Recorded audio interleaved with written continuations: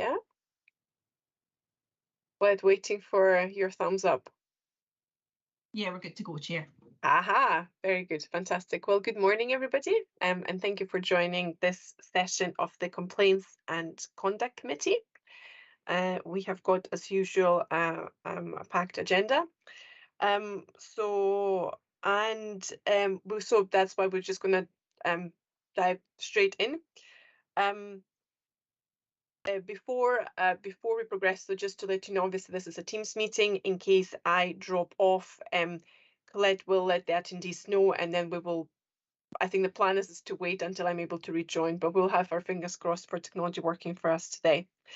In terms of apologies, we have got, I understand we've got Stuart Houston down as an apology, and we will also be having Raymond Brown instead of Phil Chapman, I think, with us joining from Perth. Is that right, Raymond? I see you're on the call, so welcome to this session of the committee. Thank you, Chair. Good morning to yourself and all. Good morning. Very good. Right. So then in terms of declarations of interest and connections, can I ask anybody to declare any connections or any interest that you might have in the items under discussion today? And I see no such declaration, so we can record it as such. And just in case there is there any other business? I've been notified of no other business in addition to what we have on the agenda. Again, so we can progress on that basis. Then we need to agree as a committee to take a number of business items in private, and that's items 12 through 16. That's in accordance with our section 20 of our standing orders. Can I just invite members to agree to that? And again, I see no dissent, lots of nodding, so thank you for that. Okay, so that allows us to move on to the minutes and actions from the previous meeting. And here we have got the minutes of the meeting of the Complaints and Conduct Committee held on the 22nd of August this year. And that is for approval. Can I just pause and ask if colleagues have got, or anybody's got any questions, observations, or comments on the minutes? I think we're then happy to approve them as an accurate record. Yeah, perfect. Thank you for that. And then we have got the public minute from the private meeting of the Complaints and Conduct Committee, also obviously held on the 22nd of August. And that's also for approval. And again, can I ask colleagues to approve that as an accurate public minute of the private session? Yeah, okay, very good. So we've got that done. So I think that leads us on to the action log. And we have quite a few here that are proposed for closure. We've got 12 actions proposed for closure and 5 actions proposed ongoing. Quite a few of them relate to agenda item 3, which is the Police Scotland Professional Standards Annual and Quarterly Performance Report. But I think we're probably good to go through the action log now and see what the recommendations are, get sense for it. If there is some actions that we're unsure whether we're happy to close or keep going until we actually get to the substantive item, happy to do that. I'm sure Colette will keep us right. But I suggest we just go through the actions log from the most recent actions. So I'm looking at the so that's the items, the actions logged at the meeting held in August. So the first one, 001, is proposed for closure. That's around the discharge dates. So I think I'm quite happy to close that one. I think members are as well. I see no dissent, so we can close that. Then the action 002, which is around ensure that earlier provided data, trend analysis, etc., is included in the report. And it has been, so the data has been re-included or included in the report. So I think on that basis, again, quite content to close it. And I see no dissent. That's great. So happy to close that. Then the action 003 related to tolerance levels or confidence levels, and again I have seen that they have been included in the report this time around, so which I certainly find quite helpful. And again, we can talk about that when we get to the substantive item, but I do feel that that has discharged this action, and I see no dissent from my colleagues, which is good. So again, happy to close that. Then we have got 004, and this is around operational initiatives or changes in operational procedures may lead to an increase or decrease in complaints. So basically tracking cause and effect almost to the degree that that's possible. And I really welcome the update here that a marker will be added to the PSD database to enable analysis of complaints linked to significant policing events or policy decisions. You know, and basically this, the update says where any increase or decrease is noted in relation to specific events or decisions, details will be included in future reports. Fiona, you'd like to come in? Yes, and it may be that we keep this for later on in the agenda, Chair. Mhm. Earlier on, I think 001, it talked about it's very difficult to give a more granular indication of complaints and what's been complained about. So there seems to be a large chunk of complaints around which there would appear to be little analysis from a strategic point of view. So how confident are we that if we're saying at the moment, and I think we probably need to have further debate later on the agenda on this and as an ongoing area, at the moment, in order to learn from complaints, we're struggling to do routine analysis other than a big lump. How confident are we that we're going to be able to track? So if someone complains about a poor response time, how do we know that that's because of a change in resources, or it was actually a perfectly reasonable response time given the circumstances? Yeah, I think that's an excellent point, Fiona. I think this is definitely something for agenda item 3, where we can kind of delve into, okay, you know, where we can really kind of delve into what's being presented, what does it answer, what doesn't it answer, you know, that type of stuff. So I think that's an excellent point. I think again for the purposes of clarity, I think I would probably prefer to close this and then see what actions we have coming out. If you don't mind. That's probably a cleaner way of tracking any kind of additional activity. So so we're closing 004 with a mind of picking up your point when we get to that substantive item. Then we have 005, which is working, so that's SBA officers and Police Scotland officers working together on an agreed data set that will enable the SBA to discharge the outstanding review recommendations. So I know obviously there have been lots of conversations happening. We see that there have been changes to the report, which is excellent. The update here is that since last committee, obviously meetings have taken place, additional data has been included. This action is proposed for closure. Now I know that again, through conversations, it doesn't seem like we're quite at the stage yet where we can discharge the recommendations. So on that basis, I do wonder if we keep this one open just for the time being, until we've got a little bit more clarity as to what is it what's the final push to get us over that you know, that standard that we need. So I would propose that we keep it open if there's no dissent. Yeah. Okay. Katrina, you seem puzzled. I'm just going to move on. No, I'm sorry. I was actually scowling at something completely different. Okay, good to know. That is good to know. Okay, so then we have got 006, which is around draw out operation improvements from the performance report to show concrete evidence of learning from complaints. Police Scotland continues to provide an overview for learning. So this one is proposed as ongoing, and we do have a couple of items later on the agenda that link into learning, organizational learning, etc.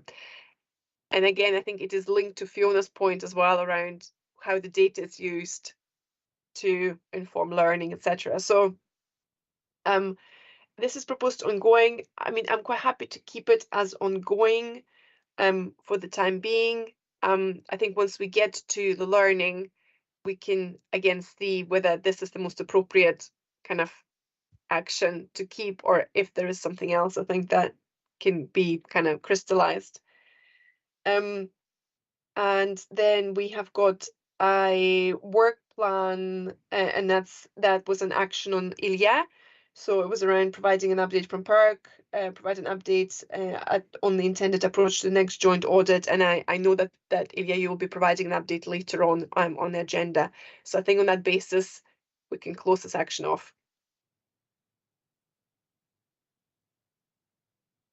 Okay, fabulous. Thank you so much, everybody. So that leads us on to the actions from meeting held on the 1st of June. And again, taking them in order. So the first one related to Police Scotland giving consideration to how data around regularity in procedure and quality of service complaints can be presented on a more regular basis. And the update here is that an additional breakdown has been included in this report. So if we are satisfied with that, this can be provided on an ongoing basis, which I think is an improvement, because I think when we first started talking about this, there was a fair degree of manual work around, etc. So the fact that there is now assurance that this can be provided on a regular basis is good. Again, we can probably discuss this when we get to substantive item, because there is a fair bit of data provided. I would be comfortable at this stage again to close this, just so that we discuss the report in its totality, and then we can see is there anything additional coming out on the basis of that, if colleagues are okay with that. And I see no dissent, so thank you for that. So we can close this. And then the next one is please give consideration to an informal, so 002, give consideration to an informal session around irregularity in procedure and quality of service. And again, so it is linked very much, isn't it, to the previous session. I think the additional information provided, update awaited in respect of date for information session. So, I mean, it says we keep it ongoing. I'm happy to keep it ongoing until we have had that session, and then we can, quite safely close that off. So that seems to make sense. And then we have got the next one, which is 003. That one, the action was for Darren, so it was on the SPA side. And that was around the ascertaining that the national governance structures have an element of impact assessment. And Darren, again, I know that there will be an item under the SPA update. So this one is proposed for closure on the basis that we will get to that agenda item, and the paper, I think, sets it out quite clearly. I'm quite happy to close this as well, because I think that will address this action again, so we can close that. And then 004. So this was around ensuring that a public report in relation to continuous integrity screening returns to the committee in due course. And the update here is that it was clarified that the report on professional boundaries would include an update on continuous integrity screening for consideration at the private session. So the report has been provided as requested, and it does form part of the private agenda. So I'm again quite happy to close this one, because that belief it has been discharged. I see no dissent. And then 005. So this one is around giving consideration how diversity information can be drawn on for both officers and complainers in the absence of a systems update. Because I know this one has been an ongoing one. This one is proposed for ongoing. So some information around discriminatory behavior has been re-included into the report, and I think that is quite welcome.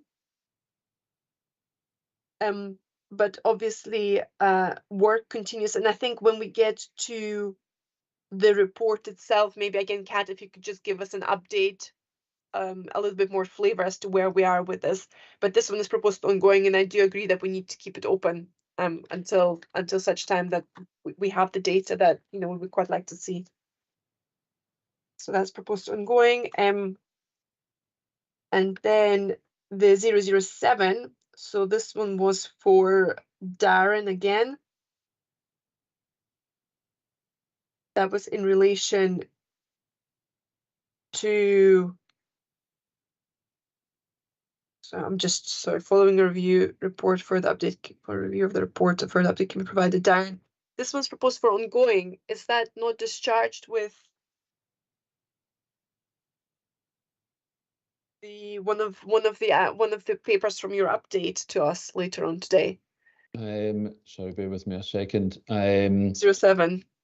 07. So this was more in respect of, I suppose, the discussion on the Police Scotland paper in terms of members considering whether that's been sufficiently addressed or not. I guess we can pick up in discussion on the Police Scotland quarterly report. Yeah, I think that's fine. Let's do that, because I think the way I was looking at this action obviously during preparation, and I'm gonna admit I wasn't too sure that it was still kind of serving its purpose. So let's see if we can pick this up at the substantive item and then potentially close this, because there's no need to keep actions going if they don't serve the purpose any longer and kind of have been superseded by some of the subsequent activity. And then 008, so this is around the number of officers for each command area, and I have seen that some of that data has been included in the report this time round, which I think it definitely helps us put some of the numbers in context. So thank you very much for doing that. The way this action is formulated, I'm quite happy to close it, because as I say, we now have that data. And again, I see no dissent. And then we have the action 009. So that's bring forward the number of people with protected characteristics that have failed vetting. So this one, there's been quite a few updates since this action has been raised. This one is proposed ongoing. And I note that the timelines have been extended into next year. And I think, that's, from my perspective, I think that's good, because I think it's, it seems like it's quite a long time horizon. But the explanation that is given, I can follow the explanation. So you're effectively waiting for the next intake to kind of have 2 data points rather than just one. So you've looked at the most recent intake, and that has been analyzed. So thank you for doing that. And then you're waiting for the next uptake. I am in two minds, because on the one hand side, one data set is interesting. At the same time, it's very difficult to infer anything from just one data set, and it is obviously always good practice to have more than just one data point and actually look at kind of 2 intakes. I don't know what colleagues feel around, would we want to see that before?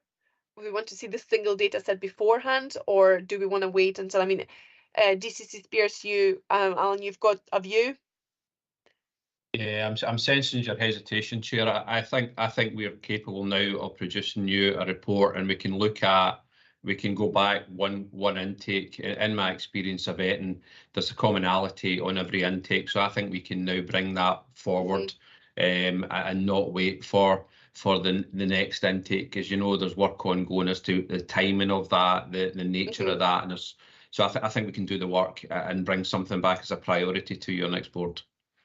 Thank you, Alan. I think that would sit more comfortably, considering that this has been kind of bubbling in the background for quite a while, so that would be very, very much appreciated. And I think what's also, another consideration, what would certainly be good is that this is built into the process. Like every time there is an intake, it would be quite good to kind of that this analysis is done as a matter of fact. If that's, if it's easier to almost build that into the process so that it's less of retrospective exercise, but every time there is an intake, some of the data is just captured as a matter of routine. But that's, but yeah, thank you very much. Thank you, Alan. I think that's so that potentially for next committee then, yeah. Okay, fabulous. Thank you for that. So we'll keep it ongoing with that kind of revised date. Okay, thank you. And then we have got action 11. And that's around, I think this was around triaging. I think, we've been talking about this. So it's about kind of having a better understanding of how Police Scotland, satisfy yourselves that the complaints are handled in a risk on a risk-based basis. So the ones that are more likely to be significant are prioritized, and some of the other complaints that are more likely to be of a less serious nature or less pressing, or that that they're not deprioritized, but prioritized accordingly. And I think the update here, so again, we've had this conversation over, if I remember, over a number of the committees. This one is proposed for closure. I have to admit, if I'm looking at the latest update, no, hang on.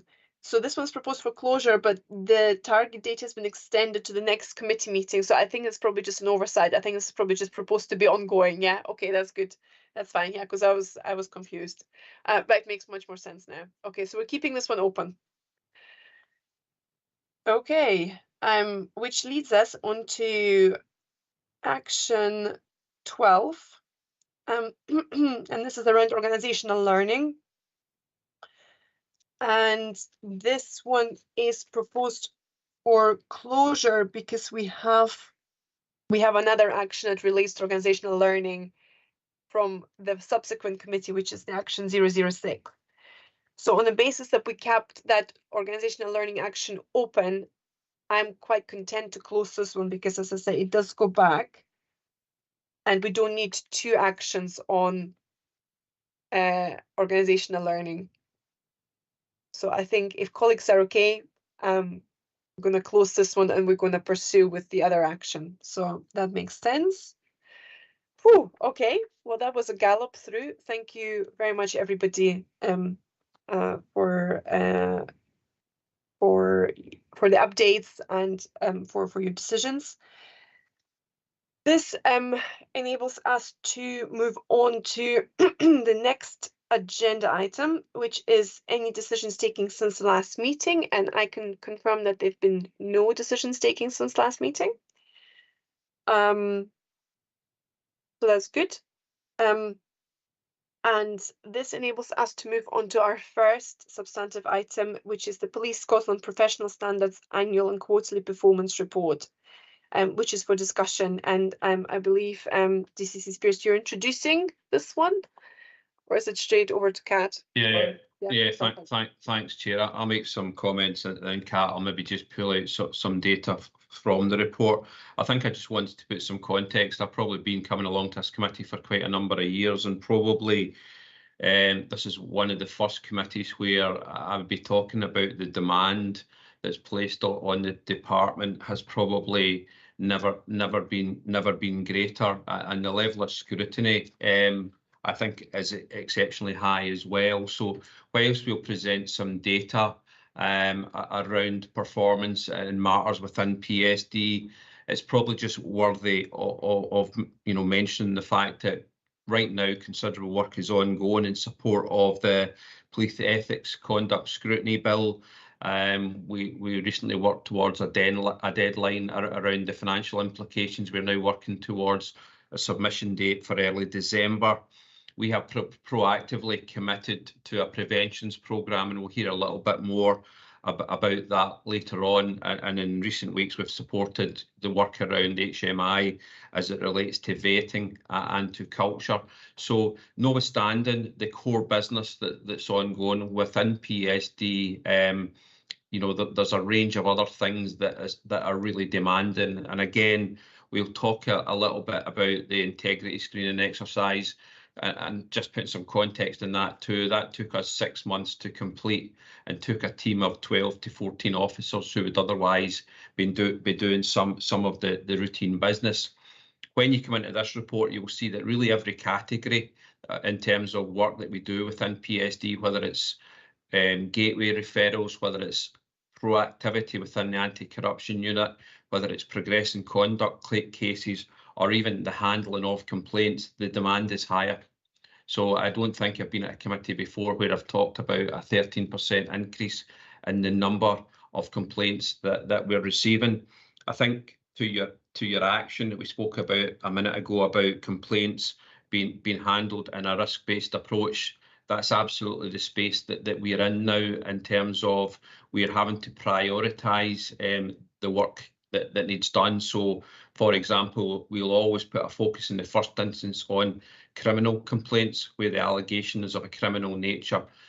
So we will routinely now handle the most serious complaints first. But I think, in fairness to Kat and her senior management team, they are now on a daily basis being asked to make some really difficult choices and some really challenging prioritisation about which piece of work should come first or otherwise. So right across the board, you will see that the demand is higher. You'll be aware of where we are right now, one against budget and also against police officer numbers. A business or a function like PSD isn't immune to the impact of some of that. And I think, to Kat's credit, we're doing a lot of work in areas like vetting to a level that perhaps is unprecedented from years gone past. So the demand on the function is incredibly high. Complaint handling is high. The number of complaints has increased. It'll come as no surprise that Kat will highlight that that's in the sort of quality of service, irregularity and procedure. So that's about our ability to respond to members of the public, perhaps as quickly and as efficiently as they would want. Are we providing them the right level of detail? Are we giving them the updates? Are we adhering to our policy and procedures as tightly as we'd want to be? So I think at times that's reflective of that we've got slightly fewer police officers right now serving the public on frontline duties. So that's probably the context that I would want to highlight in the report. I think the dashboards that Kat has presented support some of those comments, and I'll probably just, with your indulgence, just ask her to draw just 2 or 3 highlights from the report, which is pretty extensive, and between the two of us then we'll just take your questions from there. Okay. Thank you, sir. Good morning, everybody. So, as you recognise, further to the discussions and the desire of the board, we've worked really hard over the last couple of months to sort of reinvent or continue to develop the quarterly performance report. I totally acknowledge that we have made some headway, but I understand and commit to further development of the content of that. So in terms of the content in the first couple of pages, we've given a detailed overview just round about the preventions activity, you know, against the backdrop of what Mr. Spears has already articulated round about demand. We continue to aspire to put real investment into preventions activity for public interest, for workforce benefit, etc. And the commitment to the preventions and professionalism programme continues regardless of the other demand priorities. We'll talk about that in more detail at the separate agenda items, as well as our separate papers in both the private and the public sessions that will reflect on that as well. So the content and just a high level summary round about the preventions activity takes due cognizance of all the joint PSD and PERC training, all the focus around about good practice and learning points that we receive from PERC and others around about CHRs, etc. And I've also taken the opportunity just to share with you some of the additional measures that we're putting in-house round about the PSD preventions newsletter called The Standard, and I've attached that to the report, as well as a copy of the publication of misconduct outcomes as well for everybody to see. These are both really strong, very well reported on in terms of positive feedback, prevention strategies to try and engage the workforce and encourage learning and prevention. So the first dashboard just reflects what Mr. Spears has already outlined in terms of our demand that we face, both within the complaint space but with it as well, and PSD are committed to targeting and tackling all of that. In terms of the kind of high level points that I would want to draw out in round about the executive summary in page 4.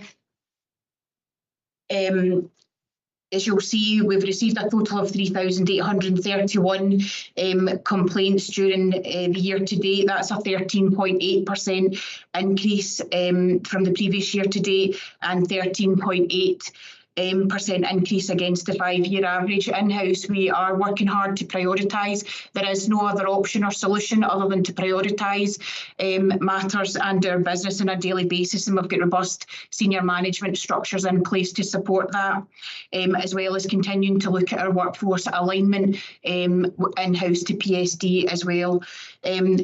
You'll see 49.5% were frontline resolved, which is an increase of the previous year to date, just slightly, which was 49.2. 162 statutory referrals were passed to PERC. That's a 4.1 decrease from previous year to date, and 85.2 of those resulted in no investigation from PERC colleagues. The main driver for the volume of referrals does continue, as we've discussed previous boards, around taser discharges by specially trained officers. We have continued to increase the capability for taser officers across the organisation, and that's the primary reason for the uplift as well. In terms of suspensions, again, there's an increased level. We've got 68 police officers currently suspended, and a further 94 are subject to duty restrictions, with 17 members of police staff also suspended at this time as well. In terms of the additional reporting that's now included within the quarterly report, you'll see that as we move through the report, that we've provided additional detail regarding lower and upper confidence levels in relation to the volume of complaints at both national and command levels as well, which indicates where the volume of complaints year to date sits in relation to those limits. In terms of complaints received, I've already given you a flavour of the uplift. So in terms of the confidence limits, we're able to see that 95 times out of 100, the number of complaints year to date sits out with the upper level of confidence as well.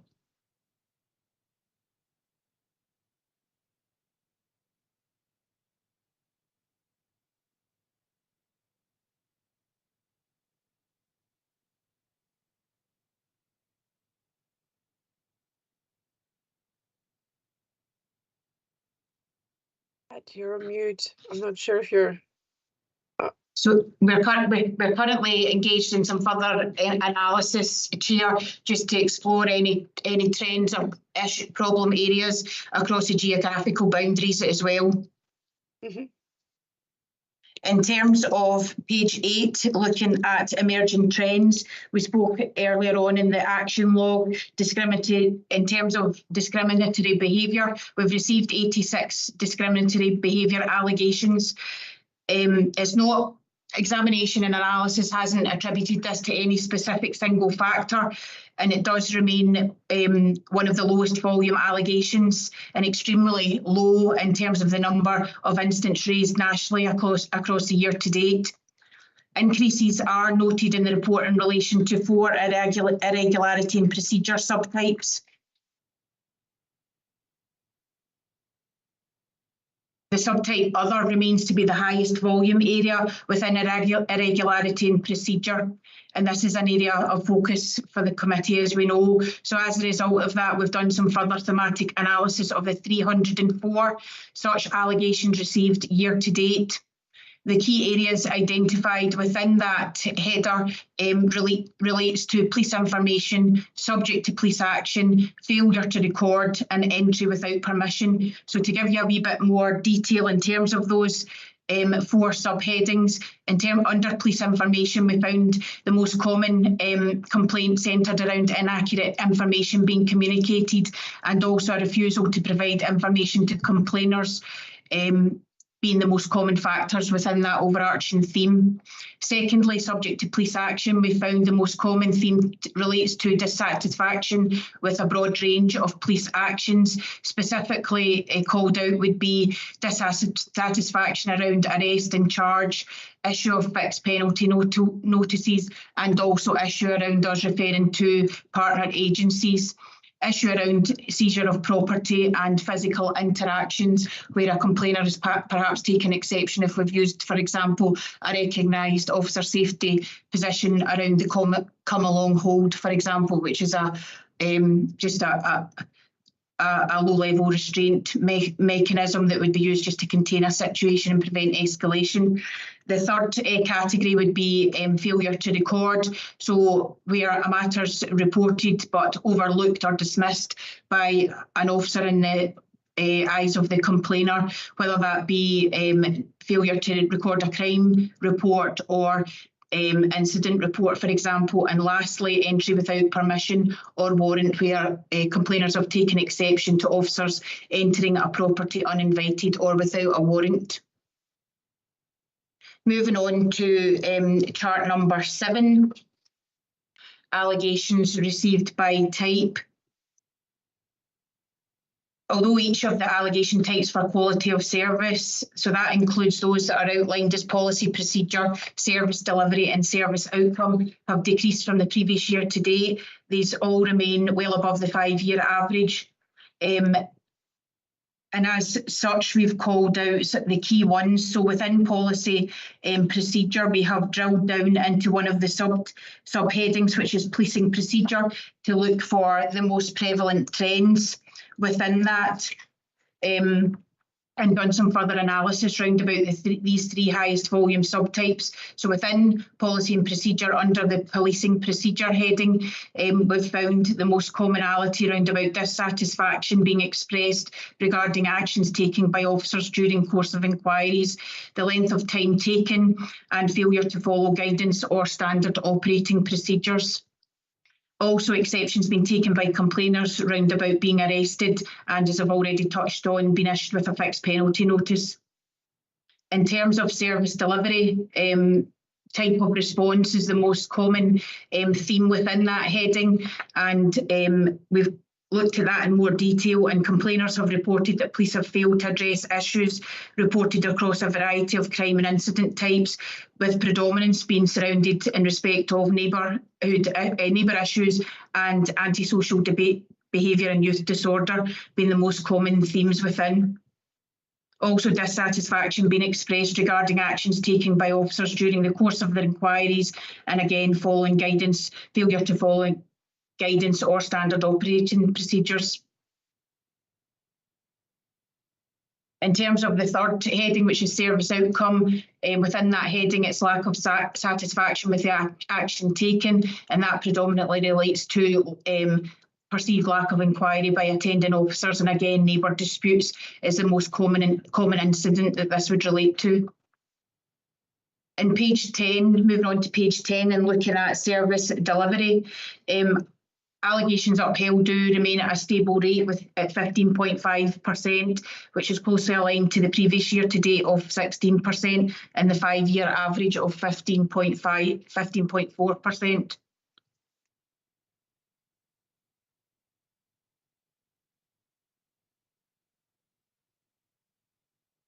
Moving on to page 12, in terms of the conduct unit.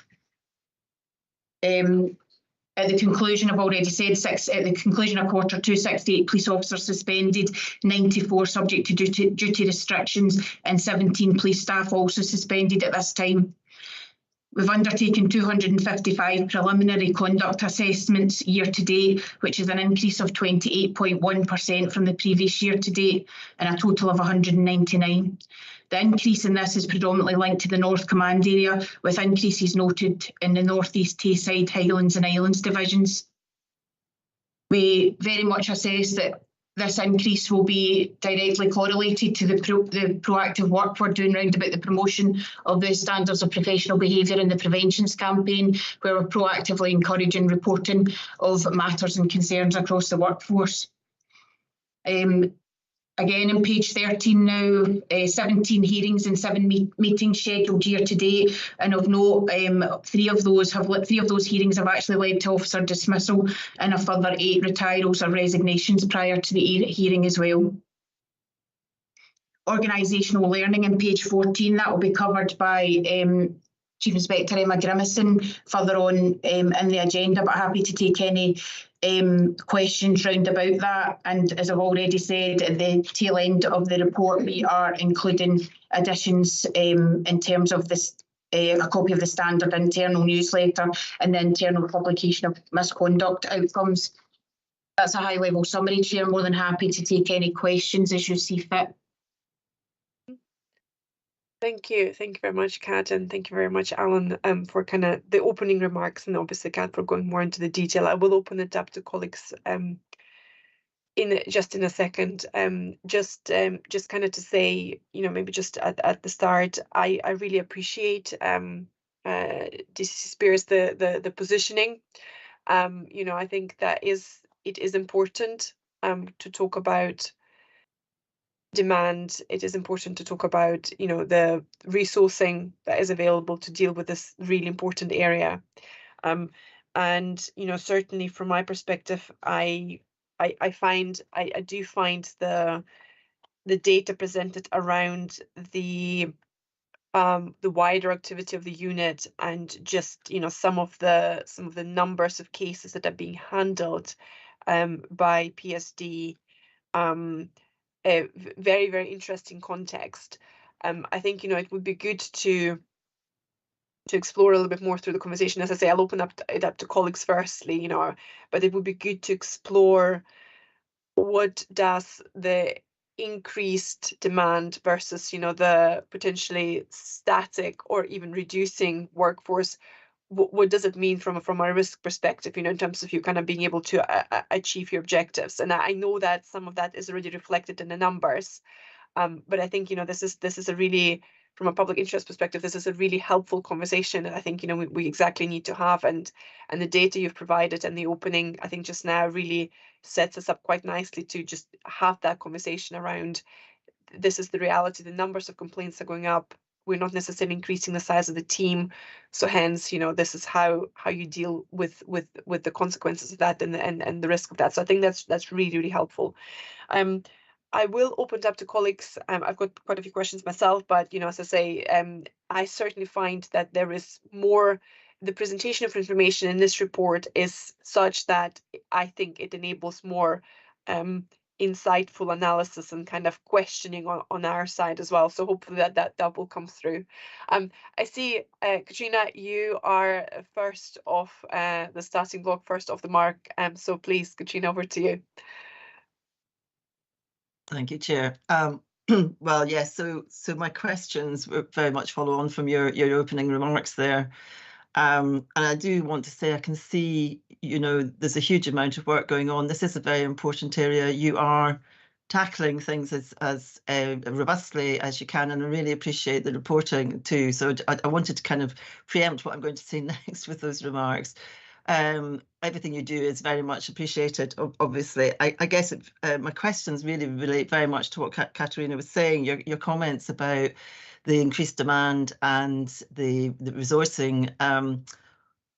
I suppose so. I suppose very specifically, given that, you know, in terms of specialist investigations referrals, for example, sexual is quite a high proportion of those. They may be small in number comparatively, but also similarly in terms of inappropriate behaviour, discriminatory behaviour. But my apologies. That is increasing now. I was very interested in what you said about the work that you're doing up in Tayside in terms of encouraging people to, promoting that people should report where there's discriminatory behaviour. But I guess to try and get to the point, how do you think? So there's two questions I want to ask, really.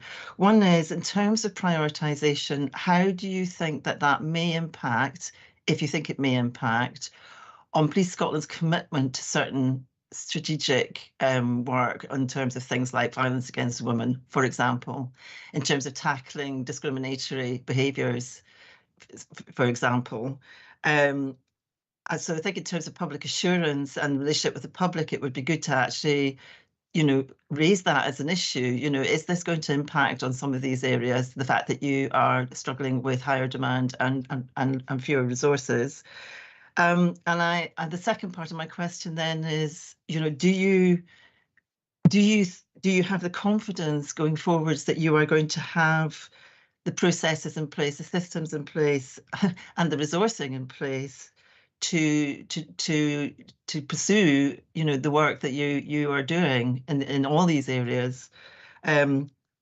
You know, do you perceive what potential barriers there are? I mean, we can say, well, that we've got less resources, but that's going to be true of every big organisation and every public body. So, you know, are you confident that you have everything in place to deliver what you need to deliver? And if not, you know, is it just resourcing? Are there other potential barriers? You know, what are the challenges going forwards? Thank you. I'll maybe kick off, Chair, if that's okay, and I'll come to Kat, because I started the conversations for the absolute assurance matters around discrimination, sexual misconduct, misogynistic behaviours for us are a really high priority. I think what I was highlighting, Katrina, in terms of my update is we're not deprioritising anything to such a point that we won't get to it, but there is a requirement now to just look at the order in which we tackle matters. So there have been a number of bits of work that we've been undertaking over the course of the year, which at this point in time I'd consider to be a one-off exercise. So the integrity screening exercise demands a resource at a particular point in time. Supporting some of the HMI inspections demands a bit of support at the time of the field work, and then the progression of our recommendations. But the mechanisms within PSD are such that nothing falls through the system. I guess when it comes to complaint handling, our number one priority is criminal complaints. Our number two priority would probably be non-criminal complaints which can't be resolved at the first point of engagement. And then thirdly, it would be those CARU complaints. In the misconduct space, we're absolutely committed to tackling and progressing those serious matters. So I'm really assured by the work and the structures that CAT has in place to ensure that we're doing and dealing with those matters as timelessly as we need to do that we're referring matters to Crown and to PERC, and we're progressing conduct as an absolute priority. Where you will see a variation will be in some matters that we've got. We might just take a little bit more time to get to them. So that in my sense would be some of our lower level complaints. That'll just take us a little bit longer to get there. We are maintaining the resourcing picture that we have within professional standards, but we are looking for other opportunities and enhanced ways of working to make us as efficient as we possibly can be. So I wouldn't want any sense of my introductory comments would suggest that really significant matters are not getting urgent attention. We maintain 24/7 coverage in some capacity, and where we need to deal with something out of hours and into a weekend, we've got a structure in place to do that. So that would be my kind of initial response. Kat, you might just want to add a little bit to that. Thanks. The only thing that I would add, Katrina, to that is just to give that sort of endorsement and further reassurance. So obviously we've got the strategic boards and working groups across the organisation for policing together violence against women and girls and sex equality, tackling misogyny. So from the outset, PSD have had a really strong footprint within each of those, and going forward we remain very much committed and actively involved in each of those, and been quite clear in-house at PSD, and we've got a superintendent aligned to each one one, and we as a subgroup work together to make sure we are communicating and influencing the work of those boards where relevant as well, and are active contributors. So actually that's working to really good effect. Over and above that as well, we continue to work hard to get the upgrades that we need for Centurion. We've secured the financial investment. We're meeting a couple of IT challenges, but again, that will help our work in that space. So these are longer term commitments that we absolutely will make sure the resources are prioritised and aligned to those. Over and above that, we're actually coming up with a strategy just now to look at third sector involvement round about sexual misconduct as well, to try and garner that additional level of support and reporting, and look to develop that further. In our anti-corruption unit world are progressing that work as well, Katrina. So there's lots going on, lots being done, but lots still to be done as well. Chair, if that's okay, if I come back on that. Yes, thank you very much indeed, and I'm really interested in your response as well in terms of your involvement with the third sector. That's such a constructive way forwards. So thank you very much for that. Thank you. Thank you, Katrina, for the really good questions and for the answers as well. Fiona, you'd like to come in, please. Thanks, Chair. I've got probably, I think, all questions rather than, well, maybe some comments as well. If can I take them one at a time rather than give you all 7 at once, if that's okay? But they're all fairly high level, in no specific order. I noticed you talked about over-the-counter medicines that can sometimes affect people's ability to work, whether it's, and in particular make them fatigued. What I was interested in, and you're very clear, appropriately so, that if people aren't fit for duty, they need to speak to their supervisor, or not fit for that duty. Do you have a facility for people who are fatigued to be able to say, I'm fatigued and I can't work? I'm wondering, perhaps in firearms or in other more specialist areas where that would be appropriate.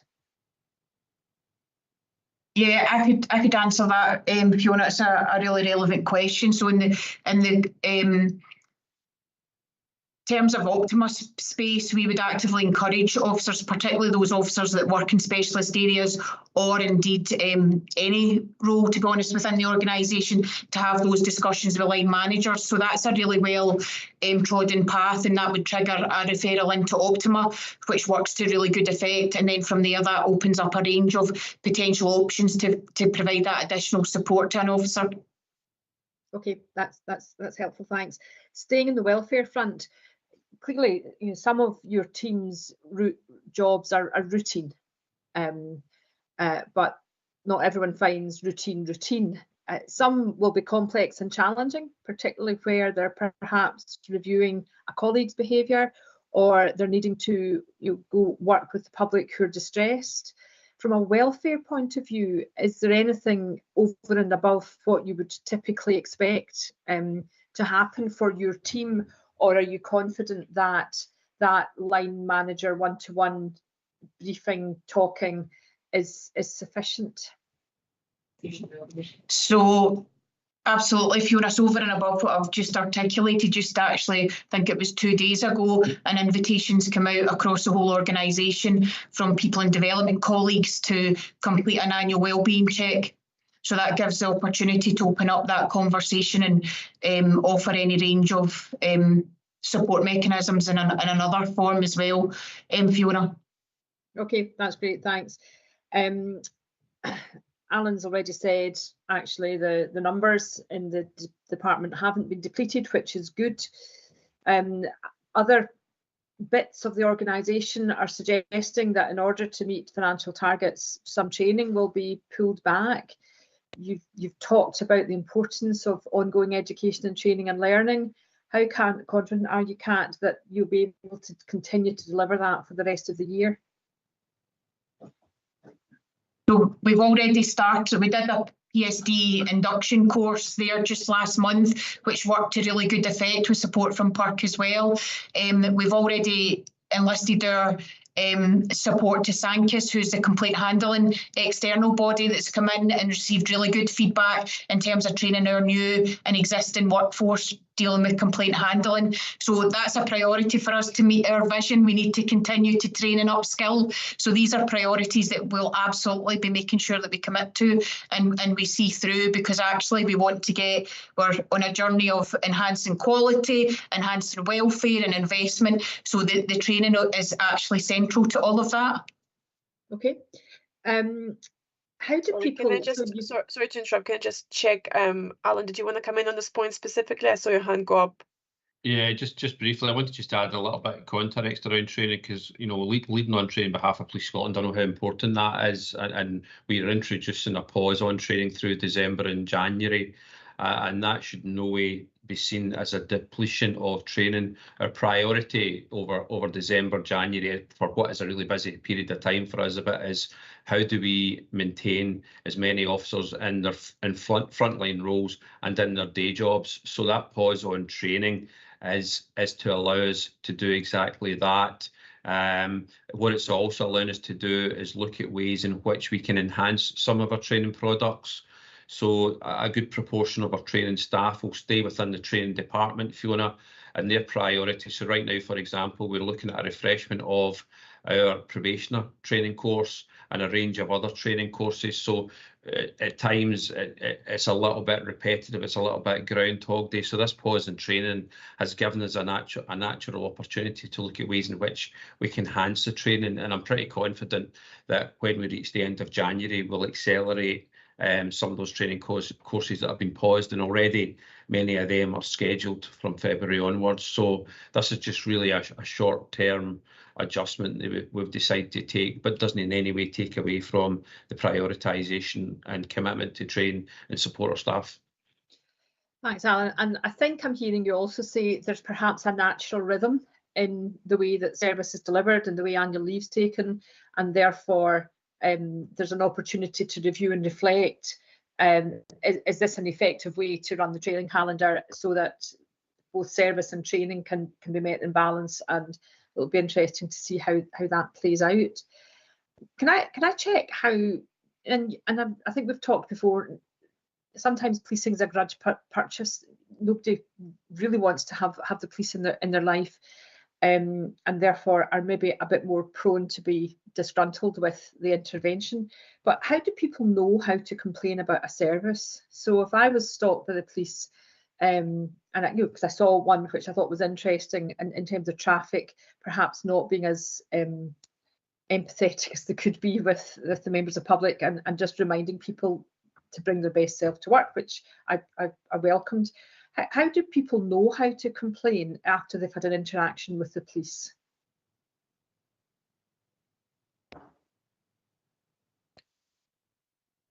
You know, if I buy a financial product, I usually get a leaflet that tells me how to complain about whether I've liked the sales pitch or not.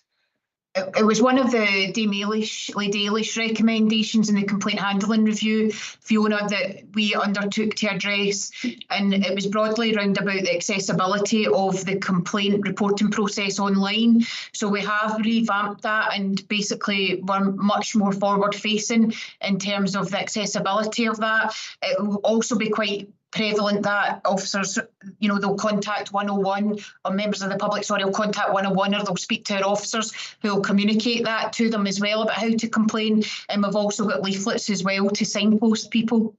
Okay. And then finally, we've touched on this, I think it was at your introductory meeting, Kat, in terms of the compliments. So just as people are in times of need with their interaction with the police service, many are satisfied and are dealt with empathy, compassion and support. Are we in a position yet to make it easy to provide a compliment about the service? So that's part of the ongoing work in terms of the review of the forward-facing internet page as well, Fiona. But yes, it's something that we have on our agenda and we actively want to pursue as well. So the team are on that as well, Fiona. Perfect, because that's very affirming for staff who have that. So that would be good. Look forward to seeing that. Thank you very much indeed. Thanks, Kat. Thank you, Chair. Okay, thank you very much. Thank you for the questions and the answers provided. Paul, you have been very patient, so over to you. Yeah, no, I was just, I thought Appendix B was really fascinating, the aspects relating to police conduct and speeding. There's just a bit in it that says that there's more incidents of police officers speeding. I'm just wondering, is that them driving faster, or is it as a result of speed limits coming down all over the place? Because there's, you know, I'm sitting looking at a 20-mile-an-hour zone in the centre of Edinburgh outside my window. So it's just to tease out, are they driving more erratically, or are they just being caught with this sort of situation? I would say it's a blend of the above, Paul, but a lot of it is attributed to sort of perception as well about driving, if they're driving without blue lights, if they're driving at speed, etc. as well. Okay, thanks. And I do wonder, because the speeding ticket, never having seen one, is there scope for printing something on the back about complaints? I don't know. I mean, maybe that's OTT, I don't know, but just to draw to attention, if you're not satisfied, you can always take it up here, I wonder. We can, I know that there's a mechanism for appealing the actual issue of the ticket, but in terms of the complaint, Paul, we can certainly take that and explore any feasible opportunity round about that. Yeah, I mean, it may be bound up, these things may be bound up in UK regulation of what mustn't be on a ticket, I don't know, but anyways, just to fly the kite. Okay, thank you. Thank you. Really fascinating. No, I agree, Paul. I also, so firstly, I found the inclusion of those two documents, internal documents, into this report very, very helpful indeed. So I really welcome the commitment to keep kind of publishing them going forward as well, because it just, I think in the public set of papers, it gives the public an insight into what do the internal comms look like. And I would also like to attention to the fact that, as you said yourself, Kat, I think your introduction, that this content, you know, it has been downloaded and it has been looked at, so people are obviously finding it interesting. And yeah, so really welcome that fascinating insight. Okay, I I don't see any further questions from colleagues, so I just a couple of things I wanted to pick up then. Firstly, maybe just relating to the numbers in the report per se. So, you know, because as I say, I do find information now over the course of the last year. I found that's been a steady improvement in how accessible the data is for interrogation. And, you know, now particularly that you've included the lower and upper kind of confidence limits, you know, and you quite rightly say it is a 13.8% increase in complaints. So, you know, so it's quite, you know, that's what I think statisticians would say statistically significant. You know, so it's not just within the normal variation, but it is definitely an uplift. And I can see how this will be presenting kind of, you know, additional challenges in terms of the additional numbers of complaints that you have to deal with. I do see that, you know, you've kind of broken this down, and I see that there's been a rise in complaints across each of the kind of geography areas as well. So it's not like one particular area that's causing concerns. But, you know, I think your kind of analysis stops to some degree, you know, where I think, you know, you're saying there isn't really, well, what's the phrase, something along the lines of there isn't anything that's kind of particularly driving this up, it's just an increased kind of number. But you know, an extra 13% is potentially quite, as I say, it is quite significant. So I do wonder if you've got any theories, I mean, as to why the numbers are going up. And do you think there is anything, like, should the trend continue? So if, you know, it's a 30% increase now, it's a 30% increase later, I wonder, you know, whether there is any kind of projections you've done, or whether there's any modeling you've done in terms of, does this mean that you need to do things differently from a purely getting through the numbers perspective? Is going to have an impact on timelines? And also, as I say, is there scope for any real understanding as to why we might be seeing that trend? And at this stage, it's a 1 year. So, but so far over the quarters, it's been going up. So is it too early to say it's a trend? Might be reversed? I'm just interested in what you're doing with that number internally from a management perspective. And Alan, I see you want to come in. Yeah, thanks. And it's just a couple of general observations from my perspective, and Kat, again, I'm sure I'll add a little bit. I think the expectation by the public now is far higher than it was in years gone past. So the level of scrutiny public sector bodies and blue light services is probably greater. And I think you can see that because there's more and more inspections and audits right across the UK that focus on matters that professional standards would deliver on. So that would be the first thing.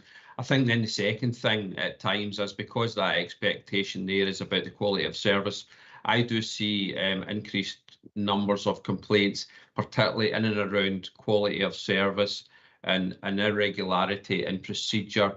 And that sounds quite technical. And I think a proportion of that, Katarina, is down to our availability of resources to get to some instance as timelessly as we'd want to get there. So on a positive note, once we're on board and we're dealing with matters, you know, we're not seeing greater numbers of complaints, for example, through incivility or themes like that, but we're seeing them where I think the expectation by the member of the public is they would receive slightly different service and perhaps on occasions receive it an awful lot quicker.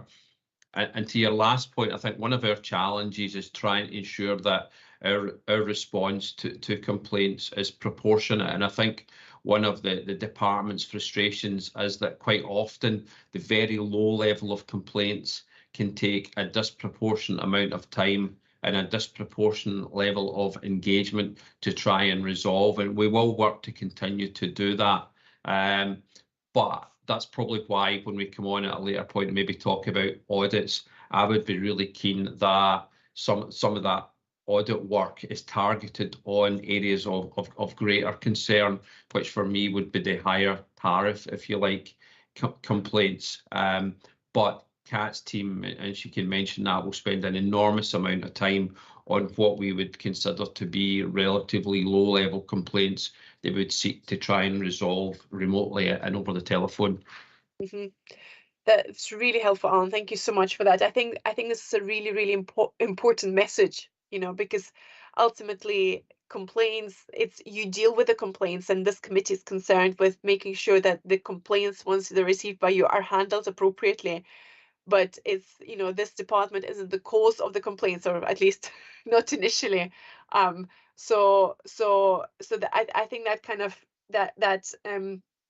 the connection between the broader strains on the organization versus the level of complaints received, and then, you know, obviously the subsequent impacts on your department from a capacity perspective, or timelines and all of that it's really, really important to pull that out, because it doesn't start here and it doesn't kind of end here. So I think that is very, very important to highlight. In terms of proportionality, though, there's a really interesting point, because that was kind of another one of my questions. Actually, it links quite neatly into that. So I think the assurances that you've given us today around prioritizing the criminal ones, prioritizing some of the other kind of high ticket items is really important. I think and it links, I think, to the Dame Angelini, to the independent complaints review recommendations. So because I think what we are being asked to do is we're being asked to hold you to account for any delays in complaints. I think that's the recommendation R29, and I know Darren will come in a second and correct me if I'm totally off. But that's one. So it's all around holding you to account over delays. So obviously that time element is really important there. And I think recommendation 79 is all around targets. So again, it's about holding Police Scotland to account where certain targets are not being met. And I think, you know, we're definitely moving to a space where we can see the volumes. You know, you have improved the presentation of timelines. And, you know, and again, you'll be, I think, the first ones to acknowledge that some are prioritized and resolved relatively quickly, but there is still a proportion of complaints that takes substantially longer for the reasons that we understand, you know, but it still takes substantially longer than the statutory timelines. So I think we need to move, particularly if this mismatch between number of complaints versus the resources is going to continue, we need to move into a space where we understand what your targets are, because at the moment, I'm not quite clear what the targets are. You know, so it's very difficult, I think, for this committee to hold you to account over something that isn't necessarily clearly defined. You know, and similarly with delays, you know, we understand, because we understand that some things will take longer for a variety of reasons. Some are internal, some are external. Like, for example, if a complainant is, if you know, and some of the dip sampling exercise later on speaks to that as well, that, you know, sometimes complainants are not reachable, so it takes longer, etc., etc. But we need to understand, what do you think are acceptable timelines? You know, because statutory number is just that, it's just a number, and it needs to be seen against the reality of what is actually feasible, and which things do you try and get within that, you know, done within that period of time, and which things, quite understandably, you have to deprioritize because that's the capacity. So I think that's where we need to get to, because I think that's to me that's that final kind of element. And I appreciate it may be difficult, but I think at the very least kind of categorizing. So because to you, you're very clear as to what are the high ticket items, but I think for us, understand criminal, you know, understand that you're trying to do a lots of frontline resolution, but what's that in between? And if we could have a little bit more of clarity, of your clarity of thinking around that, then I think that would put us into a really good position from a public accountability perspective, where everything is up on the table, everything's really clear. This is what you're aiming to do with the resources you have, and then we will have something that we can hold you to account. You know, we can hold you to that. So, I see Fiona wanted to come in, and Al, you want to come in. I mean, Fiona, are you going to come in just on this point specifically, so we give Alan an opportunity to comment on both of our thoughts? Yeah, yes, thanks, Chair. I'm interested in process improvement, and I appreciate when you're under pressure, it's sometimes difficult to pause, breathe, and think it through. But I'm just wondering how confident you are that your process is as efficient end to end as possible, and whether there's opportunities for process improvement. Now, I know that would be additional work, and I'm not saying that should happen tomorrow. You may already have done it and are saying, well, actually, it's as efficient and as streamlined as possible.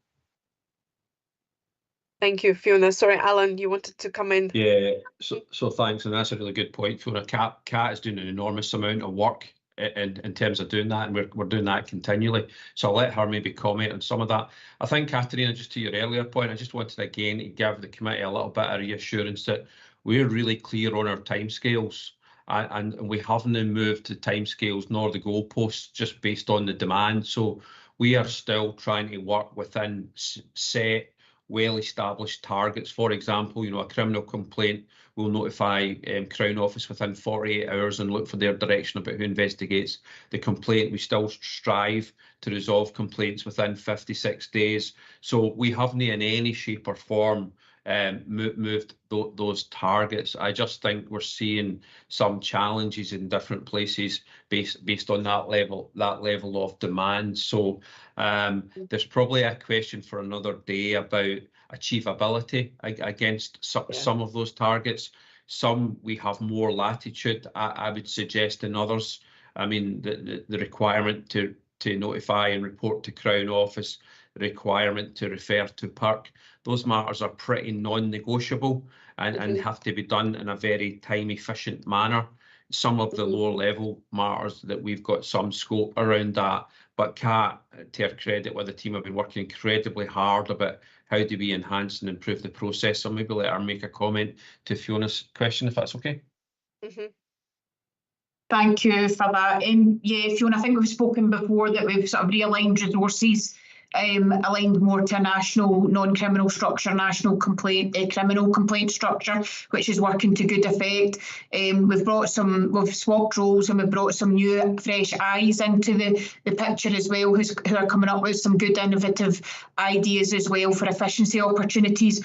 Over and above that, we have got the support of a data assurance coordinator who's doing our root and branch review just now of our processes from end to end, looking for duplication and opportunities for other efficiencies. We're already seeing some benefits of some of this work as well, and that work will continue. just to go back a wee bit just round about the timelines, I just wanted to sort of point out, just again, we face the timelines, we have to kind of caveat that with a bit of caution. We do have limitations round about Centurion, the complaint recording database, in terms of its ability to reflect and record any pause or abandonment for a period of time for whatever nature, and without going into every individual complaint on an individual basis, it's really difficult to properly, with confidence, accurately account for timescales. But again, our financial investment to the upgrades in Centurion, which are forthcoming, will help to overcome that. Yeah, that's really helpful, Katrina, Kat, and Alan as well. No, I absolutely take your point, Alan. That it's helpful again that you kind of set the record in terms of the timelines haven't changed. And, but you hit the nail on the head there when you said it's about achievability. So, fully understand your commitment to certain timescales. And maybe I think, again, it would be quite helpful for the committee to kind of exactly hear that actually 100% of criminal complaints have been referred to wherever they need to go to within that set period of time, because what we see at the moment, the data around timelines is mixed. To kind of say, to say it like this, it is very, very mixed. So we're not necessarily seeing the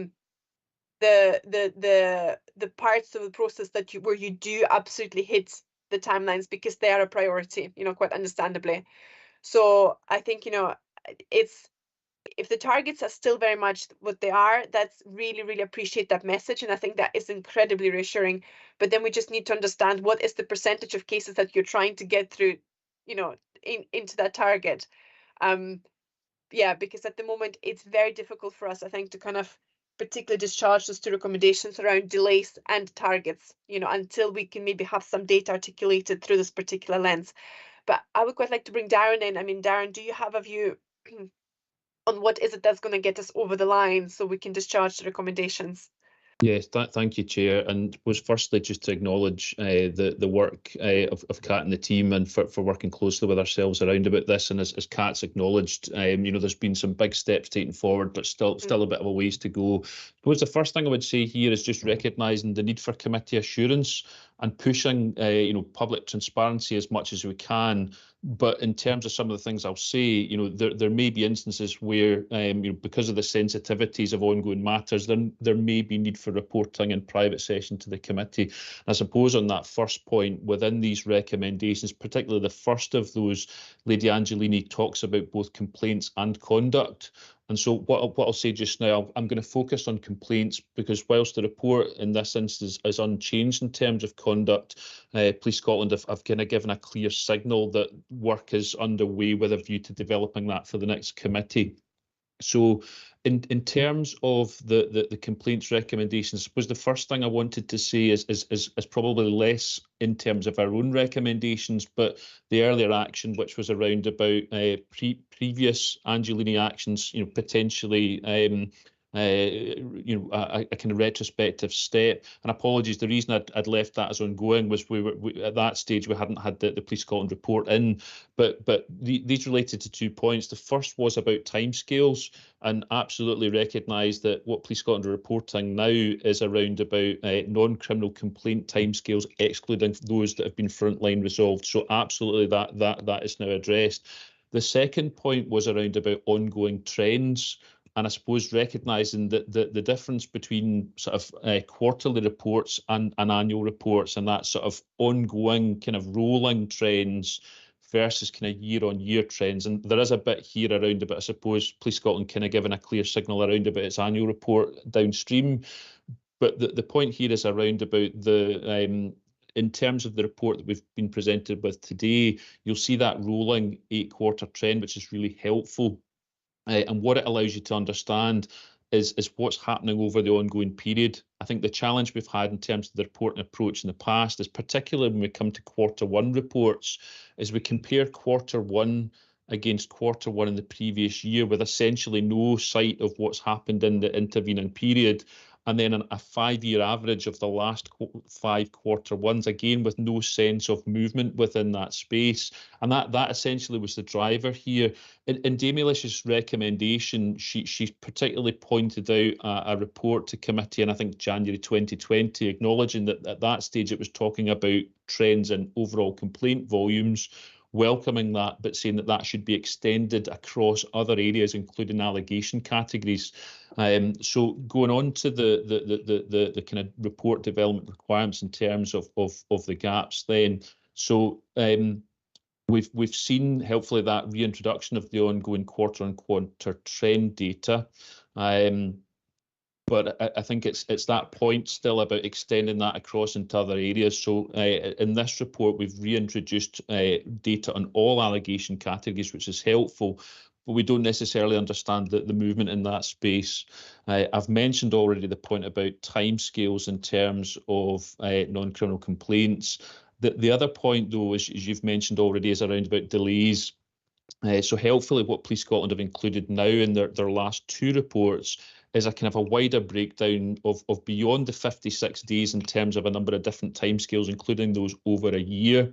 What would be helpful and aligned to the Angelini recommendation is some resulting explanation, but also recognising that Dame Elish's point here was around about complaints and conduct cases which are ongoing and which are taking an inordinate amount of time to allow some scrutiny there.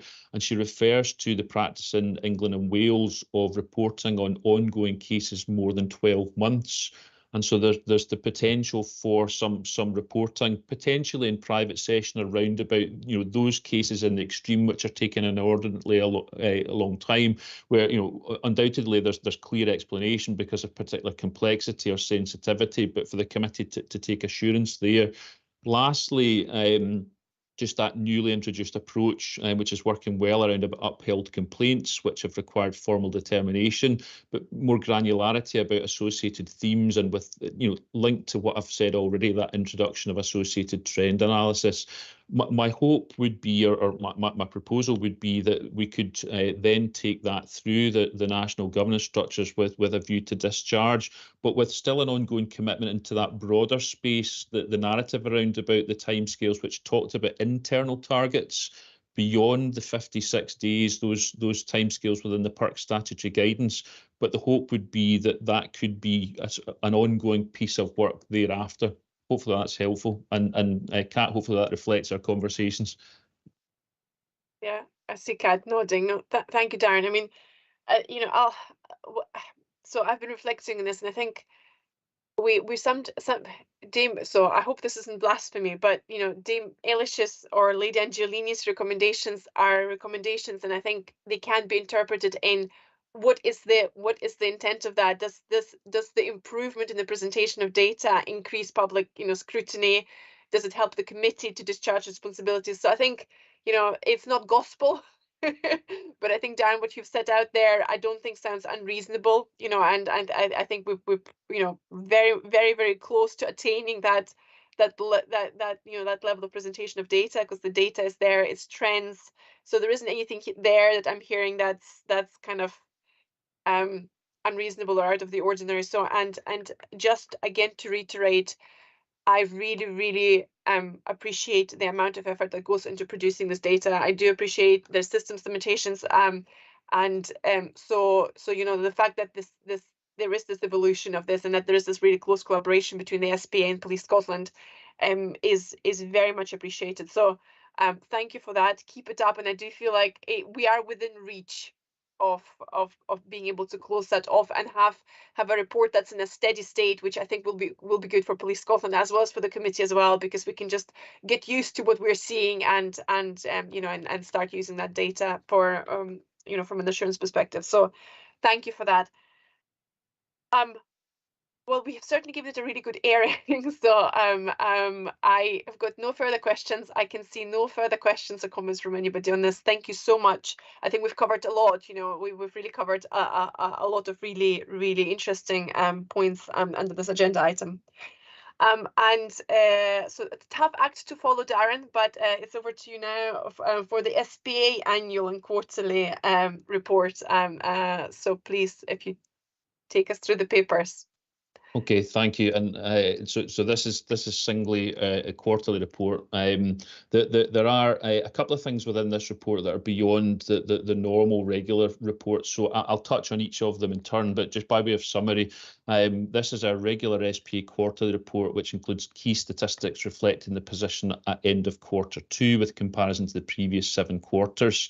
Additionally, we've incorporated update on our findings from our second DIP sample of Police Scotland complaints, this time from Q4, and a review of all Police Scotland complaints in respect of PSD and ACU, the Anti-Corruption Unit officers and staff, from 2019, at the point at which we previously paused this activity, up to the Q4.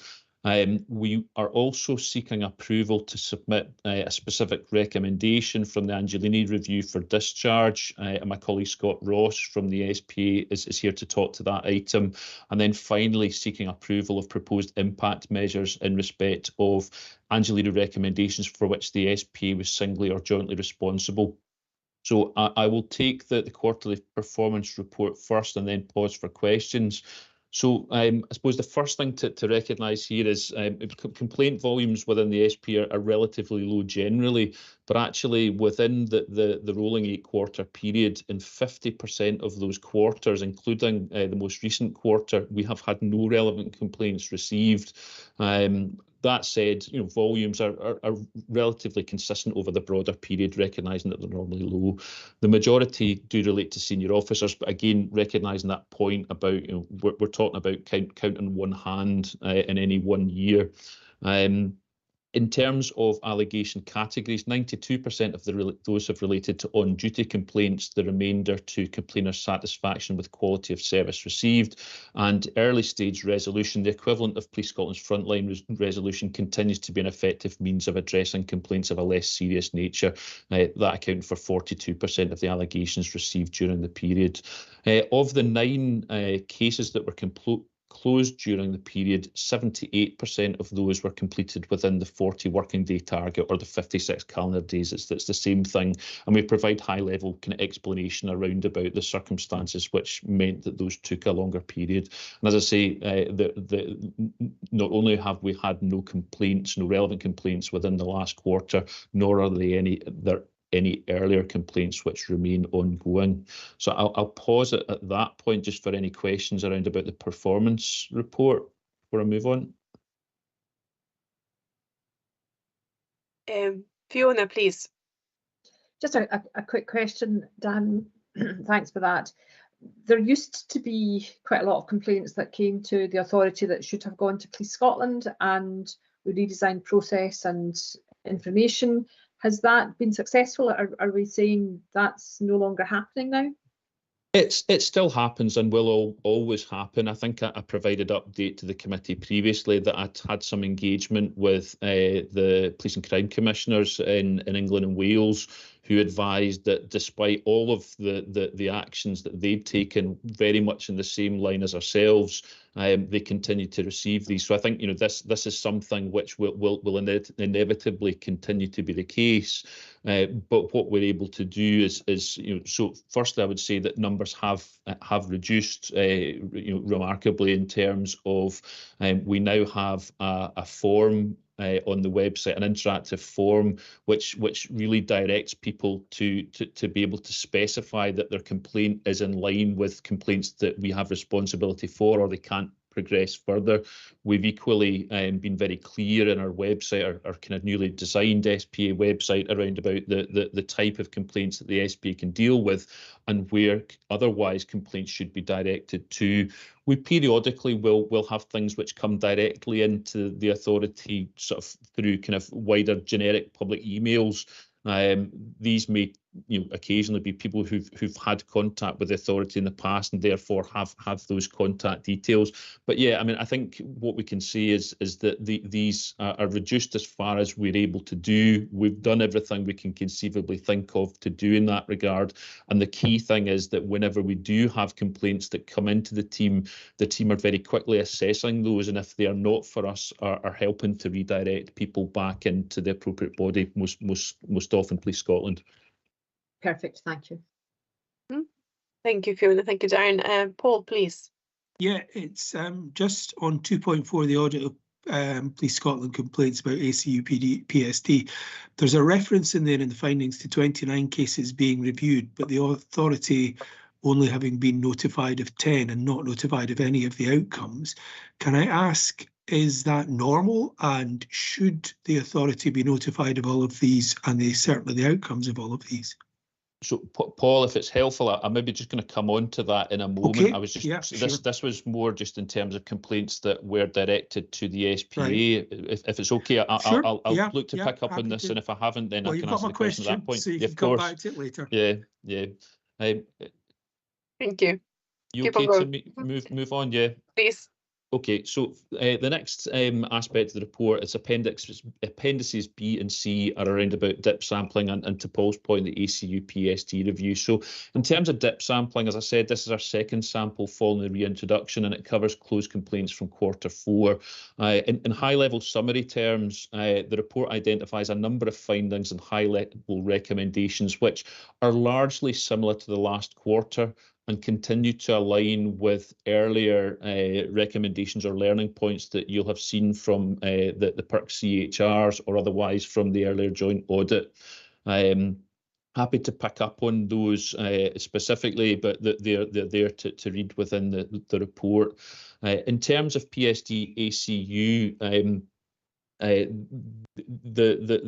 current CAPSOP requires that whenever there is a relevant public complaint made about ACU or PSD staff, that those should be referred to the SP in the first instance, that they should be independently investigated in terms of Police Scotland, recognising not those same colleagues who work alongside an individual who may have been complained about, and that the SP is notified of the outcome and obviously the facility for the SP to then go in and audit. When we paused dip sampling previously in 2020, we equally paused this activity. So what we've done most recently is to look at, and this is different from dip sampling in that it looks at all cases that were referred to us. So in terms of your point there, Paul, essentially there were a number of cases where when the team went to re-engage with Police Scotland, it became clear that there were a number of complaints that hadn't immediately been categorised as complaints about PSD or ACU that then necessarily required to be notified to the SPA. However, when we did this exercise and that was identified, we looked at the full pool of those cases. So the review that's presented is a review in its totality.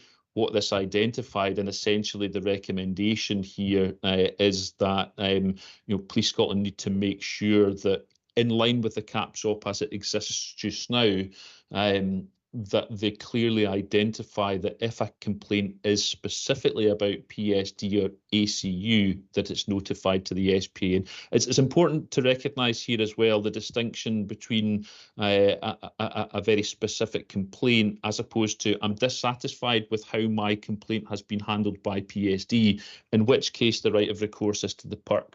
So it's something that Police Scotland understand and will put steps in place to ensure that there are no gaps going forward. I think the overarching point to recognise here in terms of both complaint handling generally and the notwithstanding the point we talked about in terms of notification, but that independent review, in all instances, the complaints were considered to have been handled appropriately. The only issue was simply that notification point, which has been retrospectively addressed. Hopefully that answers your question. I'm happy to pick up any other questions on this point. Thank you, Darren. Paul, does that answer your question? Yeah, perfect. Okay, no, that's very good. Thank you for those updates, Darren. I see no questions.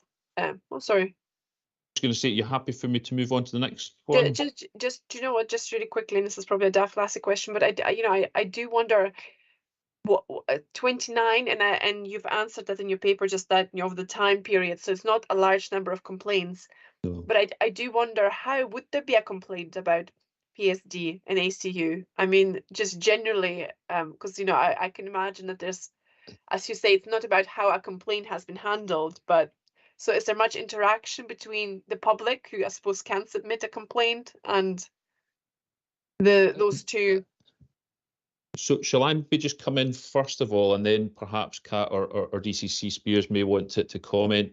That this is something that was put in place following an earlier HMICS recommendation.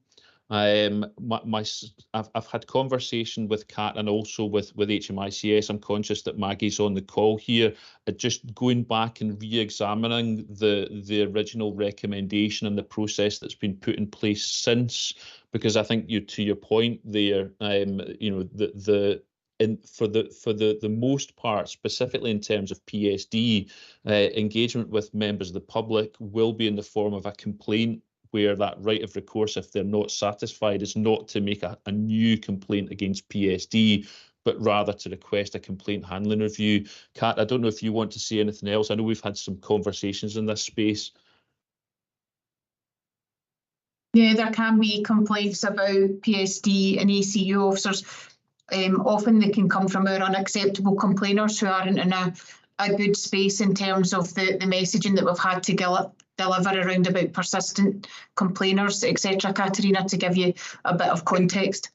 Okay, understood. No, understood. Okay, no, that's fine, because it did strike me as rather unusual for a back office function to have any complaints in at all, really. But I think, you know, what you say, that does make sense, because there is indeed some interaction, I suppose, through the communications. No, that's fine. That was just my curiosity. Thank you. And Darren, I'm happy for you to move on, please. Thank you. Okay, so just a couple more sections to talk about. I appreciate it's a fairly sizable report. So the next one, as I say, relates to an Angelini recommendation that we are proposing be submitted for discharge. This is recommendation 32, which is that the SPA and Police Scotland should consider what role the Complaints and Conduct Committee and/or the Policing Performance Committee might have in relation to discussion of ethical issues in policing in Scotland. The report that you have outlines the development of a framework which describes a memorandum of understanding between the SPA and Police Scotland, a rights-based pathway and data ethics framework. It references the existing Police Scotland Ethics Advisory Group alongside the approach to SPA oversight in this regard via the Policing Performance Committee. Following discussion at the June meeting of that committee and acknowledging the Complaints and Conduct Committee role separately in respect of ethical issues in relation to complaints and conduct matters, it's proposed that this recommendation is submitted for discharge. And I would note that Alistair Hay, the Police and Performance Committee Chair, has given his endorsement from that committee perspective. So Scott Ross, my colleague who's the SPA lead in this regard, is on the call today, who is able to describe the arrangements outlined in the paper in more detail or to answer any questions, but ultimately seeking approval from the committee to submit this for discharge. Mm-hmm. Absolutely. Thank you very much, Darren, and welcome, Scott.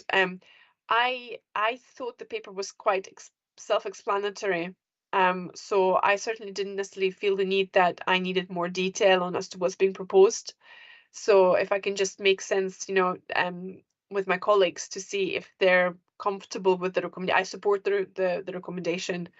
And can I just ascertain if my colleagues are happy to proceed as we are recommended? Yeah, I see thumbs up Yes, and nodding. thank you. Yes. Perfect, thank you. No, so because I think, you know, we can just proceed on that basis. So you've got our support. Okay, thank you. Moving on then, the next aspect in relation to the Angelini review is around about oversight of impact.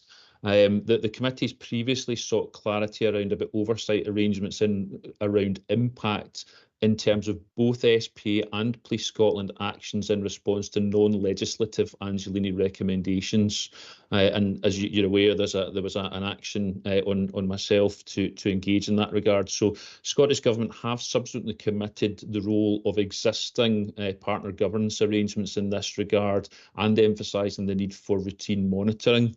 So Appendix D sets out a proposed suite for consideration in respect of those recommendations for which the SPA PA are singly or jointly responsible, which we are looking for your endorsement in order that we can continue to monitor and report on a proportionate basis on that to the committee and ultimately to Scottish Government where requested. The committee will also wish to consider future arrangements for assurance update in respect of Police Scotland recommendations in this regard. Thank you, Darren. So that's Appendix D, yeah, that you've just covered. Again, from my perspective, I thought it was a very helpful way of laying the information out, and the measures of impact that are proposed seem to make sense to me. So I don't have any questions or any comments. I mean, I'm certainly supportive of this. I find it really, really helpful to see it all in one place. So, and can I just check with my colleagues if colleagues have got any questions on this or if they're supportive? And again, I can see no hands being raised and generally people being supportive. So we're happy to. Are we being asked to approve or are we being asked to support the recommendation? In any instance, you've got our blessing. Thank you. So very finally then, just a couple of other matters I wanted to highlight. So the report does provide details of the inaugural meeting of the reconvened National Complaint Handling Development Group, which met on the 18th of September under the Police Scotland chairship. Intention is for that group to meet essentially in between the committee with a view to, as part of its work, to pick up on specific discussion points that arise from the committee in terms of how at a practitioner level we can work collaboratively to take those forward.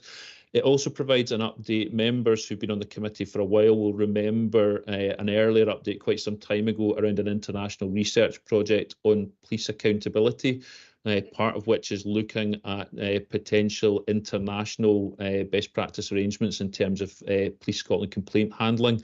So an update is provided in that regard. And the last thing I would want to mention is that the benchmarking work which my team's taken forward, that has been delayed slightly due to absence within my team.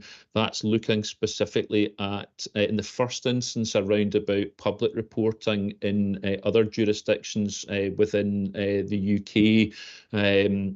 In terms of complaints and conduct matters in the first instance, with a view to kind of benchmarking the reporting approach, but potentially with a view ultimately to undertaking some form of comparison in terms of, for example, complaint volumes and performance, etc. But recognising each area of the UK operates in quite a different context.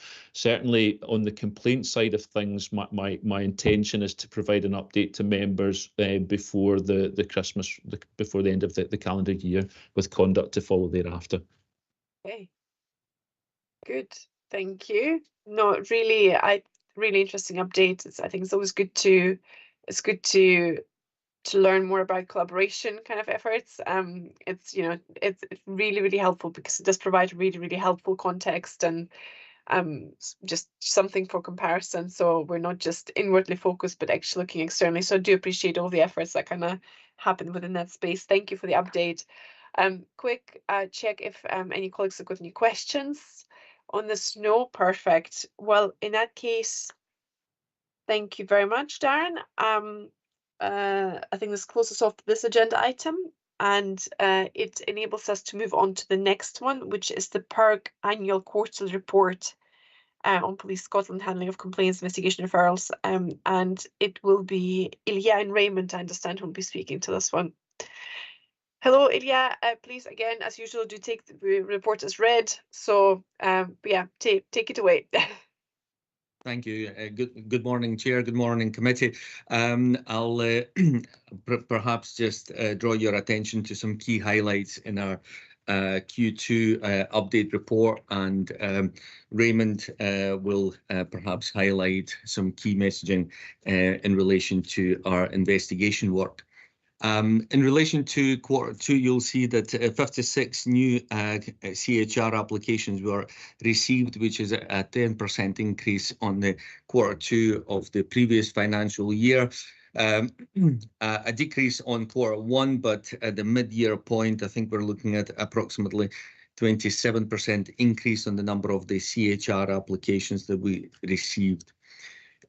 Generally, the report advises that in terms of the provision of the paperwork, the procedures have been amended slightly. Police Scotland now have 15 working days to provide complaints files where CHR is being undertaken. You will see that in 94% of the cases, the papers were provided within that period. In fact, the average time is 7.2 days, working days, so that is positive. In total, we made 51 such requests in Q2. In terms of the information requested during the CHR process, you will see that 38 requests were made in Q2. The average time to receive the information was 15.8 working days. Generally speaking, in terms of the provision of the information, in total, in terms of the CHR process, 23 working days is recorded in Q2, which is just a slight increase of 1.5 days on Q1. 39 CHR reports were issued in Q2. Overall, we found that 61% of the complaints we reviewed were handled to a reasonable standard.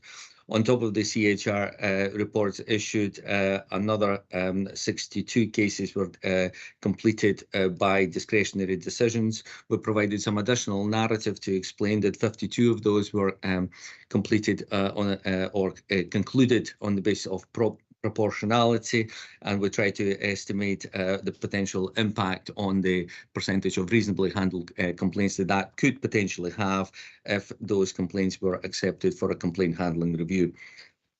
Overall, 66% of 66 recommendations were made in Q2. 42% of those relate to asking Police Scotland to conduct further inquiries, with 28% of the recommendations are recommending that complaints were reassessed and a further response was provided to the complainer.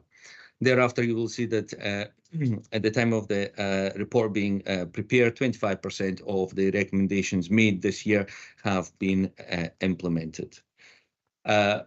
Finally, you will see towards the end of the report, once again, we provided a summary of the key learning points, key perhaps organizational learning points identified in our complaint handling reviews. We chose to highlight three specific learning points. One was in relation to serving officers making criminal allegations and trying to clarify the guidance to ensure that where possible, any potential conflict of interest could be avoided.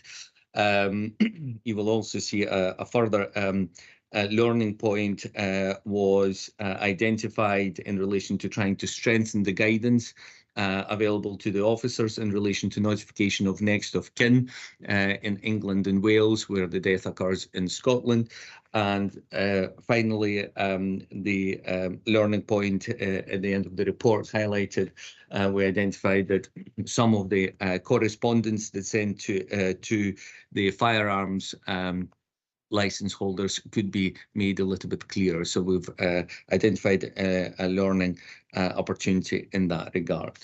In terms of wider engagement, I think it's been documented, and I think some of it will be maybe featuring in Police Scotland's update in terms of the implementation of the recommendation from the previous audit, the initial triage audit, but certainly a training input was delivered in October, which is part of the new PSD induction course. I think that was well received, but we're still awaiting the feedback. But generally, I think it was a very positive event, and we certainly will support this event going forward, which I understand is now planned to be held every 6 months, and discussions have already started in relation to planning for the next event in February of next year. Darren has mentioned the National Complaint Handling Development Group has been re-established. We've had the initial meeting. I believe that a further meeting will be scheduled in 2 or 3 weeks' time, where we can try to progress a number of matters, including some of the outstanding recommendations from the previous audit. And finally, we started work on the our second audit, and I'll probably provide a little bit more detail when I speak about it later on.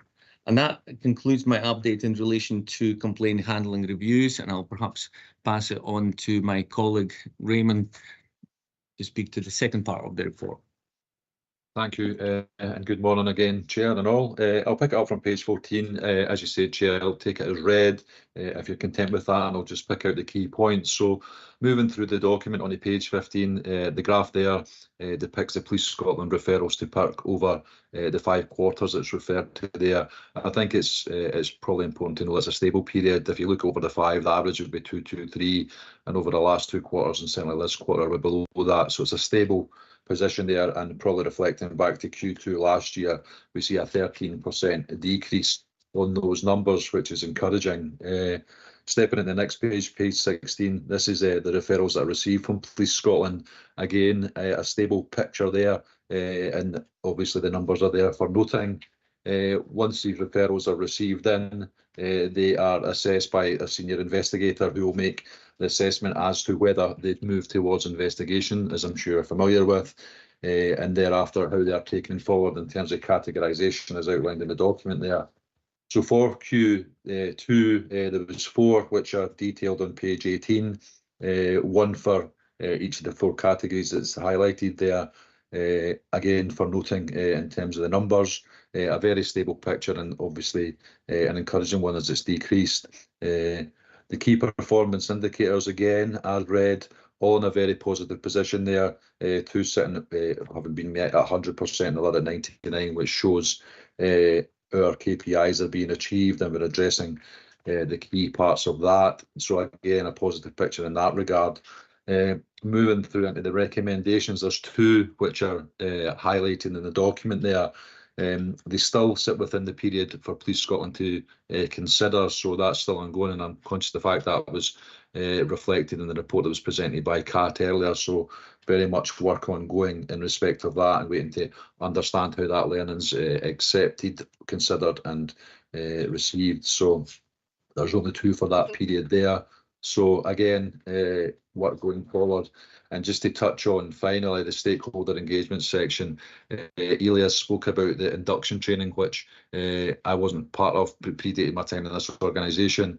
However, I too understand that that is it was well received, and some of the other detailed items there relates to ongoing CPD work, which again is very strongly supported by Police Scotland in general, and appreciated in terms of the organisation for the PIRC going forward. It will strengthen our ability to perform our core functions. So again, I'd just like to note a sort of thanks on behalf of the PIRC for that ongoing support from Police Scotland. But in general, Chair, it's a very stable picture over Q2. So that would be the sort of offering in terms of the update from the investigation section, and happy to take any questions as you see fit. Thank you, both of you, for presenting to your sections of the report. Can I just check if colleagues have got any questions, first of all, on any of the subjects? So I mean, I've got a couple of questions. Maybe first for Ilya. Again, I think what strikes me is that it is a relatively consistent picture. So now kind of that I've been part of the committee for a year, it seems to be the averages don't seem to move too much in terms of how many complaints are deemed to have been handled to a reasonable standard. Number of referrals doesn't seem to fluctuate massively. Again, I mean, we do have something. Is that you know, so I do wonder, apart from the specific learnings that you take, you know, and they're really quite helpful to see what it is that you pick up, is there any broader kind of themes, observations, or anything else in terms of an assurance perspective that you can give to this committee in terms of the work that you do? Because all I'm seeing is a relatively steady picture, you know, and one could argue that it's either a good thing or it's a or it's a bad thing. It's a bad thing if lots of effort is being spent in improving, and then we're not necessarily seeing anything kind of improving on your side by the time you get to do a complaint handling review. At the same time, if we're talking about a system and increasing pressure, more complaints, less capacity to deal with them, then we could also say, well, actually the fact that what you're looking at remains relatively stable is a good thing, because it means that things aren't kind of deteriorating, etc., in response to some outside pressures. So I suppose I'm just really keen to understand, from your perspective, are there any broader themes that do you think we should be worried, or do you think we should be reassured about what the lens through which you look at the complaints that come across your desk? Thank you, Chair. Well, I think my main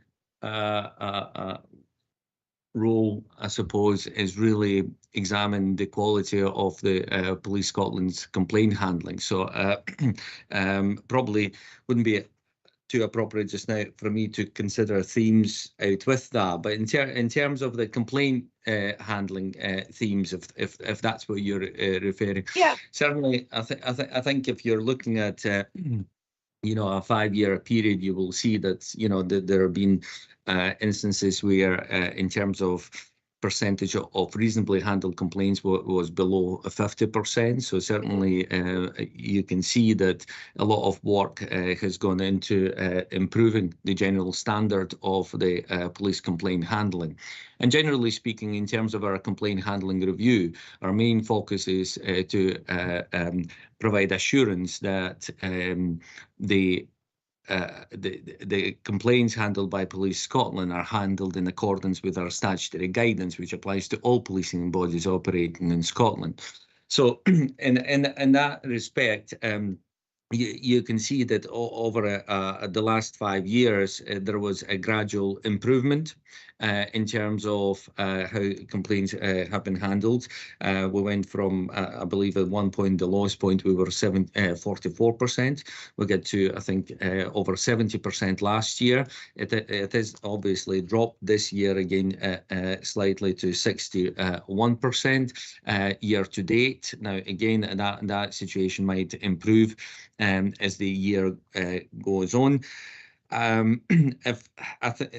In the next 2 weeks, I believe we will publish our biannual bulletin Learning Point, which seeks to identify some trends and themes that we can see through the complaint handling. The latest edition of that will focus on the importance of engaging with the complainers, obtaining their statements of complaint and clarifying heads of complaint before the inquiry, complaint inquiry commences, because I think that's something that perhaps in the last 2 quarters, perhaps a practice has developed not to do that, and that adversely affects the quality of the complaint handling, simply because the complaint inquiry officers and the complainers perhaps do not reach that agreement and that clarity in terms of what is the crux of the complaint and what should be subject to a proportionate complaint inquiry. So yes, we identify certain themes in terms of the complaint handling. We try to communicate those either through our bulletin, as I say, which we publish twice a year, or alternatively through other platforms such as National Complaint Handling Development Group, or our monthly meetings with the PSD team, where we discuss potential issues or trends that are arising. So in terms of any pressing themes, as I say, we will publish the Learning Point bulletin shortly. That identifies potentially an issue that has been developing over the last few months, and hopefully we can address it thereafter. That's really helpful. Thank you for that. That was I think a really good to just have that narrative from you.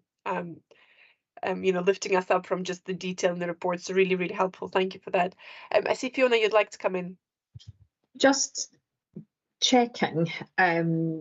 That is helpful, but the increase in complaint handling that you're returning, Is that just a natural variation? Are you saying, Ilya, actually that's all within normal parameters if you're not concerned about that?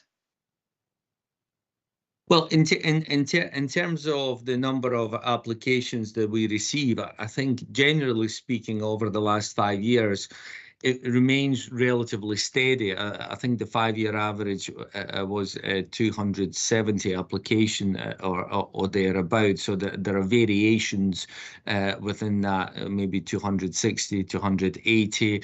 I think the lowest we had one year was 250. The highest in perhaps 6 years ago was 312. So in terms of the demand for a complaint handling reviews, I think it would be fair to say it's relatively steady, but again within the same numbers.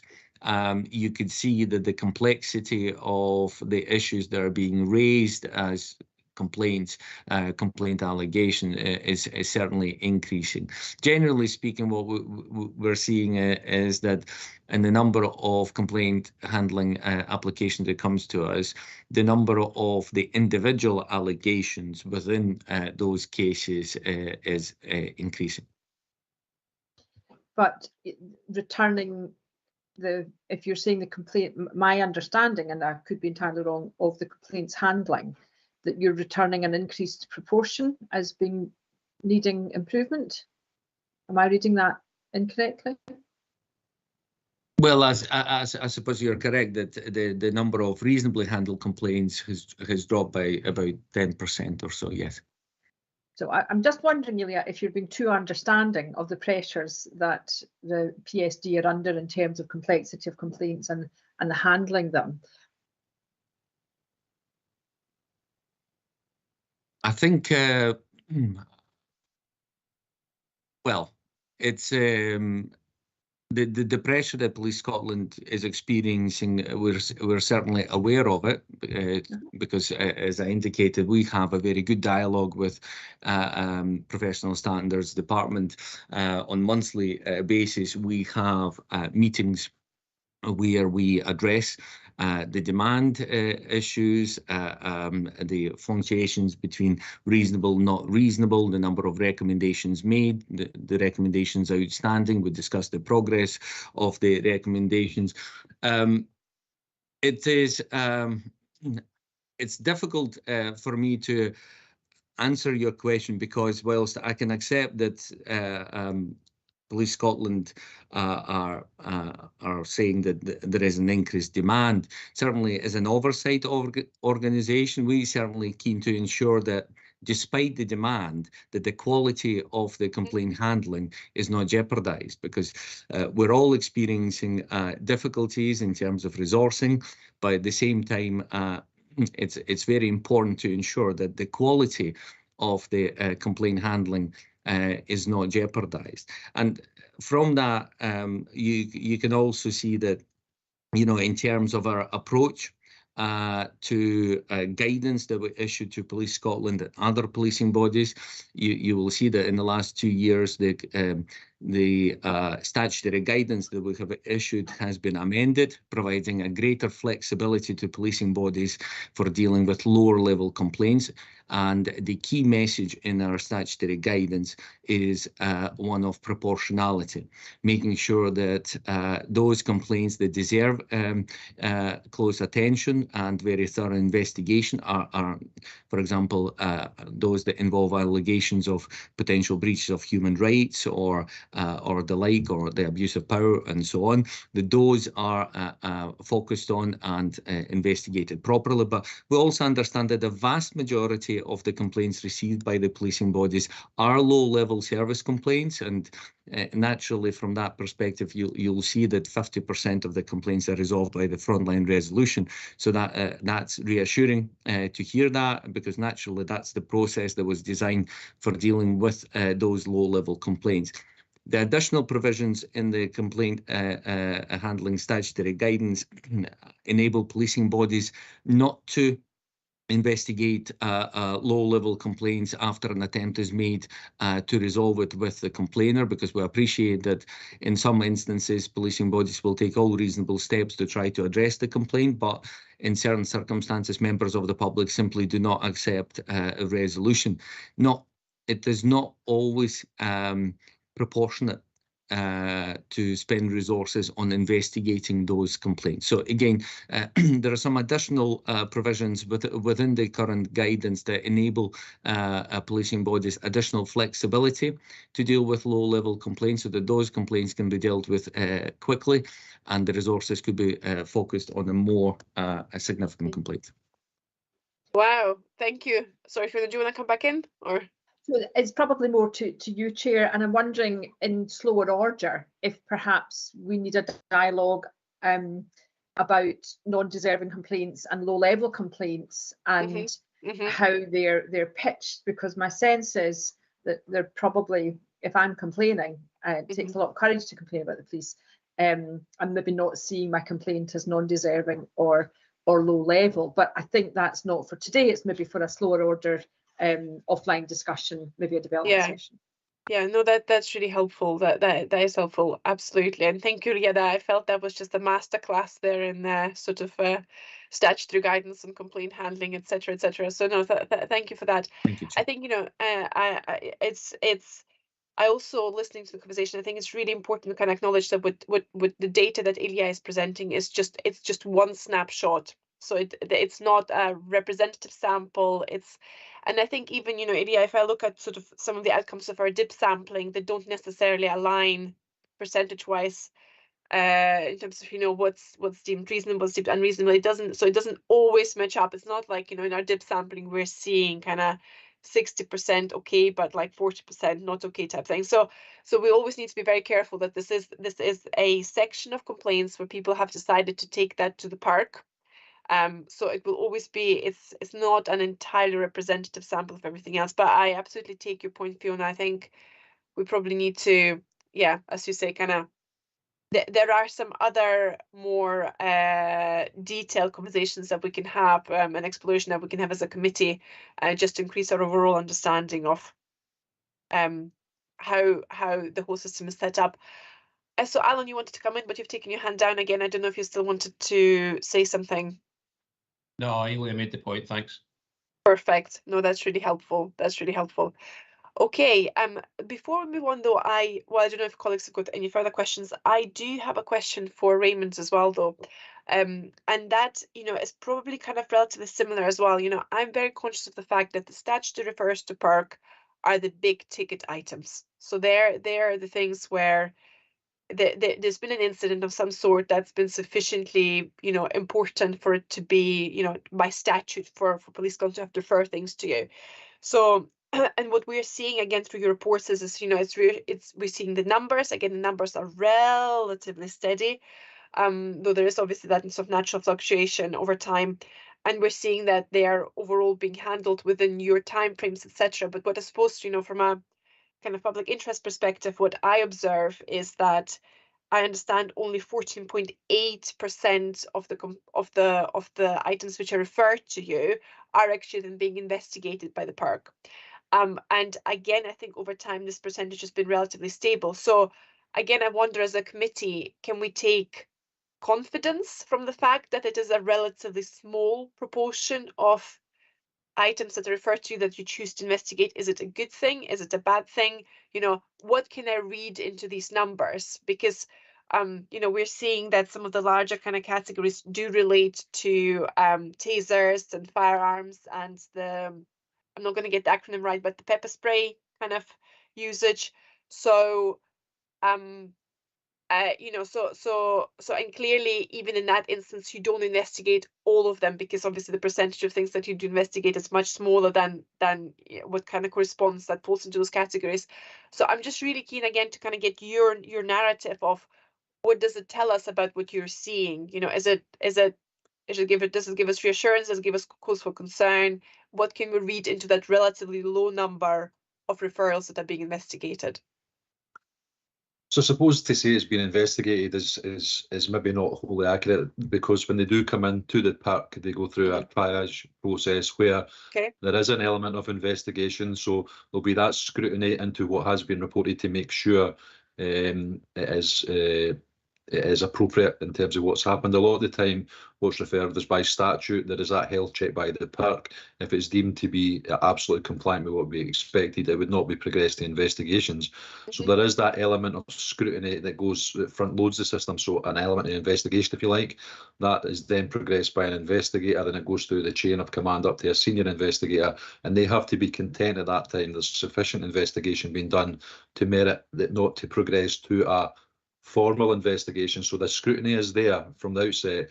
So when it progresses to an investigation like the ones that are depicted on page 18, that's when there's a deeper dive, if you like, in to really examine where it's not been possible to say with confidence during the triage process that there's nothing to see here type thing. So there is two elements to the investigation: the triage process, which will give us confidence that Police Scotland have done everything they need to do, and it's only the ones where we need that extra bit of detail and that extra bit of scrutiny that move into investigation. So overall, there is an investigative piece. There is a robust structure in there to do so. It's just when you look at that smaller percentage, that's just the ones that need that extra scrutiny. So there's the overarching scrutiny is there. It's just split into sort of two sections, if you like, to get through that sort of roadmap. Yeah. No, that's really helpful, because I think, sometimes we focus so much on the investigations that we lose kind of sight a little bit, or certainly I sometimes lose sight of the fact that there is that triage process and that assessment process in place. So it actually gives me, more comfort, the fact that it is. I suppose there's two stages to the investigation. There's a triage process, then there's going to a full investigation. It's only the minority, as you've highlighted, Chair, that would move to that, because they're the only ones that are deemed proportionate and necessary to take that level of investigation. Yeah, that's really helpful. And when you do take it to investigation, do you know what? And I probably should know this, but I'm just going to put my hand up. How do you report that? How do you report the outcomes? So when it goes for for the police referred ones, that'll be reported back into Police Scotland. So both parts will go back. So the ones that go for triage will be reported back. For the ones that go for the more in-depth investigations, likewise, and the form of detailed report back in terms of the findings from the park's investigation.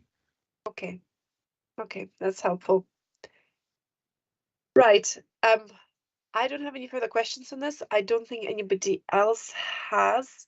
I am conscious that I've had you on now for 2 hours and 2 hours and 12 minutes. I was going to suggest, Ilya, can we maybe take your two, because you've got two verbal updates, can we maybe take those two, close that off, and then I'll give us a quick comfort break before we then do the, go back to the agenda and remaining agenda items, if that's okay with members. Yeah. Okay, so thank you very much for that, Ilya. You have got two verbal updates. Over to you. So the first one is the park audit planning update. Thank you, Chair. I think maybe the next update is perhaps by I do apologize. Police Scotland. Yes, it is, yes, I do apologize. I clearly can't read what's on my I was getting a little bit nervous in case I missed an update there. Just keeping you on your toes. No, thank you. Just I suppose very briefly, and I've asked for this to be a verbal update as such. In terms of the audit activity, there has been some discussions between the Commissioner and the Deputy Chief Executive of the SPA.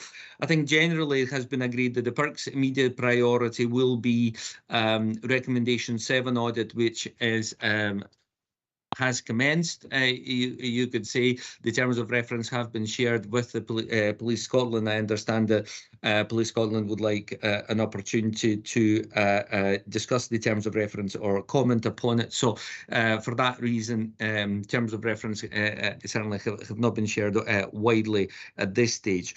In terms of the audit that is being proposed, it is being focused on the 6-stage audit as per the recommendation. The recommendation was slightly wider in terms of including frontline resolution, but for a number of reasons, and apart from anything else, just to ensure that the audit is properly focused and is deliverable, we're focusing on a 6-stage audit, which will primarily focus on things like 6-stage complaint form and the complaint inquiry.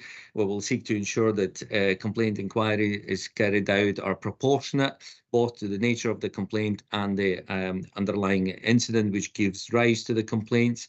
We will also consider whether opportunities exist to streamline the 6-stage form. I know that there is already work being undertaken by the Short Life Working Group in relation to the amendments to the 6-stage form following the first audit that we've carried out last year in terms of the initial triage audit. And certainly we'll take all of the updates into consideration. We will look at the communication and complainer contact. In particular, we will have regard to the accessibility of the process, in particular whether reasonable adjustments are that have been requested are being accommodated. We'll also look at the final response letters in terms of trying to examine the letters, ensuring that they provide clear explanation of inquiries undertaken, clear determinations, that they signpost the members of the public to the PERC as appropriate, making sure that the written style is tailored to the needs of the complainers, especially those that may require additional assistance to fully understand the determinations reached. We'll also look at the learning and seek to ensure that PSD are capitalising on the learning opportunities. It's certainly been a big focus of the SPA and the PERC over the last few years, so we will make sure that those opportunities are maximised. And naturally, we will look at the timescales in terms of the overall timescales for conclusion of the complaint inquiries, and look to identify any bottlenecks or any issues that prevent complaints being handled slightly quicker. We hope this audit will be concluded in this financial year, and thereafter it will take us to a 12 months, I think, mark following the publication of the initial triage audit that we undertook together with the SPA complaints team. In that regard, I think we will begin discussion in relation to a small follow-up audit, just to ensure that the recommendations that have been discharged and implemented are indeed implemented, and just to seek the assurance that the recommendations have brought about the positive change that we anticipated. So that's roughly where we are in terms of the joint audit planning. Okay, thank you for that. Thank you for that. No, that's really helpful to understand this. And obviously you've just outlined some, I've got a feeling you might have been reading from the terms of reference document, but I appreciate that. I understand it's not been agreed with Police Scotland yet, but I think it would be really helpful if maybe a link could be shared ahead of the February public session in the committee. So once the terms of reference for this audit is agreed, because I think, by the sounds of it, this is going to be quite a very useful piece of internal audit work. So it would be quite helpful to say see the full terms of reference if that's possible. Alan, you'd like once to come? that's agreed, I'll certainly liaise with the SPA's complaints team. Thank you. Alan, please. Yeah, just an observation, Chair, and I can probably make it easier than maybe my team can make it, but I'm also conscious that there's a huge amount of work in supporting the audit, which we welcome, but I'm also aware the HMI are going to come back in to look at a conduct inspection at the same time, and I would just maybe ask if the committee could give some consideration to just the team's ability to service audits and inspections whilst maintaining the normal courses of business, and perhaps two key pieces of work ongoing at the same time is somewhat distracting for Kat and her team. Yeah. No, thank you for that, Alan. I mean, this is a very good point. And I, from a professional life, I fully understand what the pressures that you're referring to.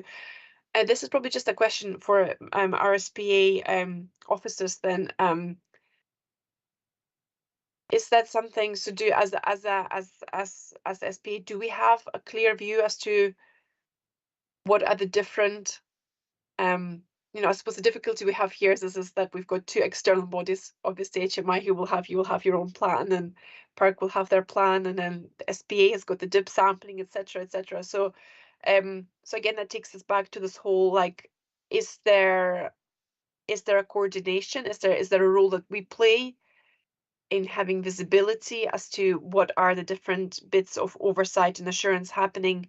And I appreciate we might not always be in a position to influence what our external partners do, but you know, I think the point that Alan raises is an important one, because you know, if there's too much assurance happening at the same time, it can have a negative impact in terms of sort of absorbability and availability of resource to support that properly. You know, because I'm sure Police Scotland would want to support, you know, everything properly rather than sort of minimum possible amount. Sorry, Darren, what's our take on this? Yeah, so I guess I can only really specifically comment in terms of the DIP sampling, and to say that in terms of the DIP sampling, we very much, well, first of all, it's very light touch in terms of Police Scotland. It's done in, there is no resource demand on Police Scotland other than our checking the validity of our findings with them before we present those findings. That said, in terms of working alongside the PERC, so for instance, in terms of the 6-stage audit, our DIP sampling at the moment very specifically excludes the 6 stages to avoid a situation where we are sampling the same period. So, you know, beyond the period that the PERC audit looks at, we'll resume DIP sampling of 6 stages.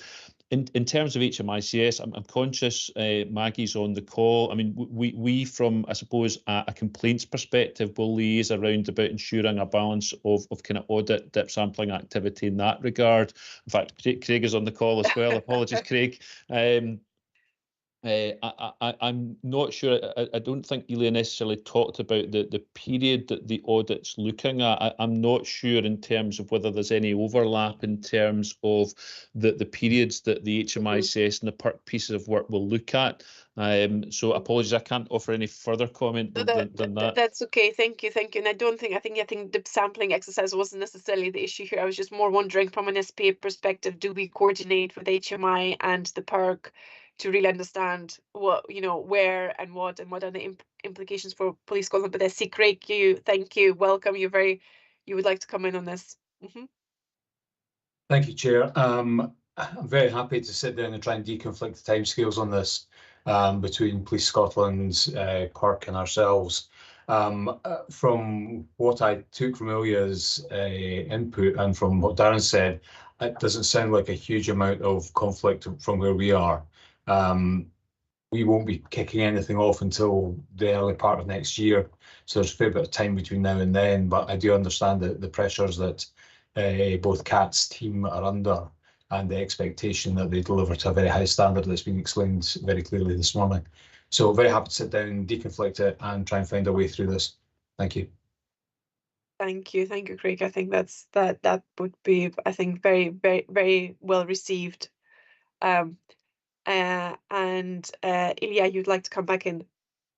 Yeah, Chair, just to echo Craig's comments, generally, you'll appreciate that we don't tend to overlap a lot, and certainly conduct is not an area where we're looking at, fully understanding that there will be demands on the PSD team. We certainly try to minimise the time spent on site to try to minimise any disruptions to the PSD. So in contrast to the previous audit, where we'll try to receive most of the paperwork electronically, similar to the CHR complaint files. So just to try to minimise the impact and the disruptions on the PSD team.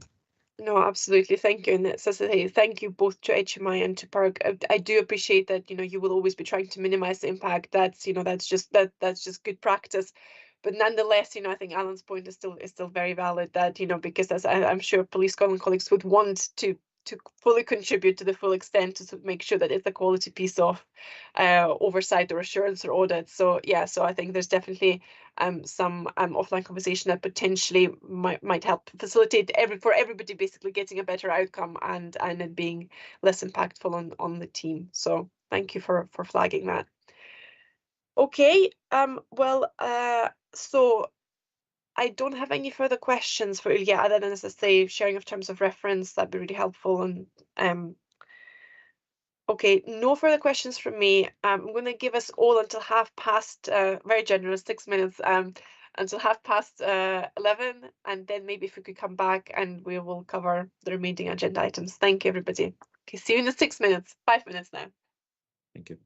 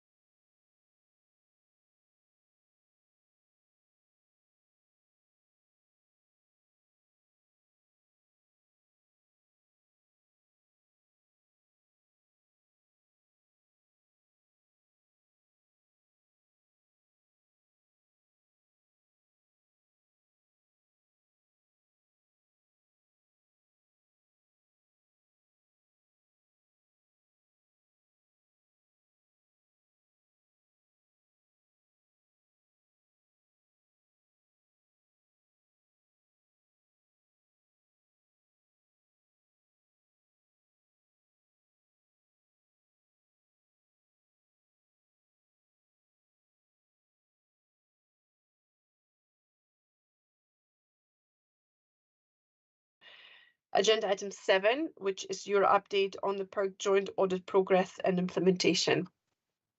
Thank you, Chair. Thanks, everyone.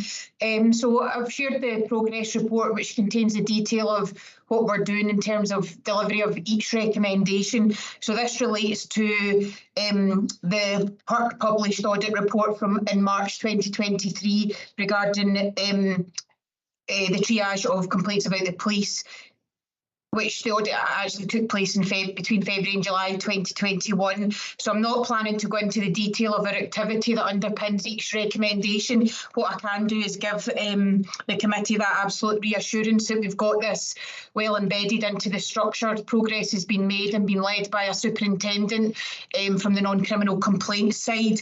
And we also have sort of strategic governance in place via governance audit and assurance and Donna Adams' team, and all the recommendations are recorded and progress has been tracked via core action. That was about as much as I was going to provide you with at the moment, Chair, unless you have any questions. Okay, thank you. I don't have any specific questions. I mean, I've had to look at your report. I see that most of the actions are due kind of for closure either December or January next year. So December this year, January next year.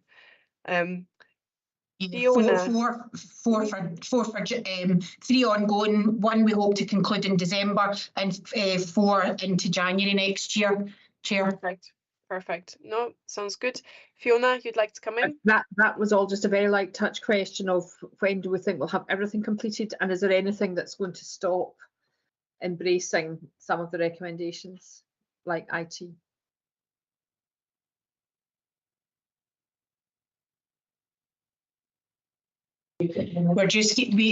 We are just continuing to review them all, Fiona. We are making the best progress that we can. I don't foresee any undue delays with any of them, actually.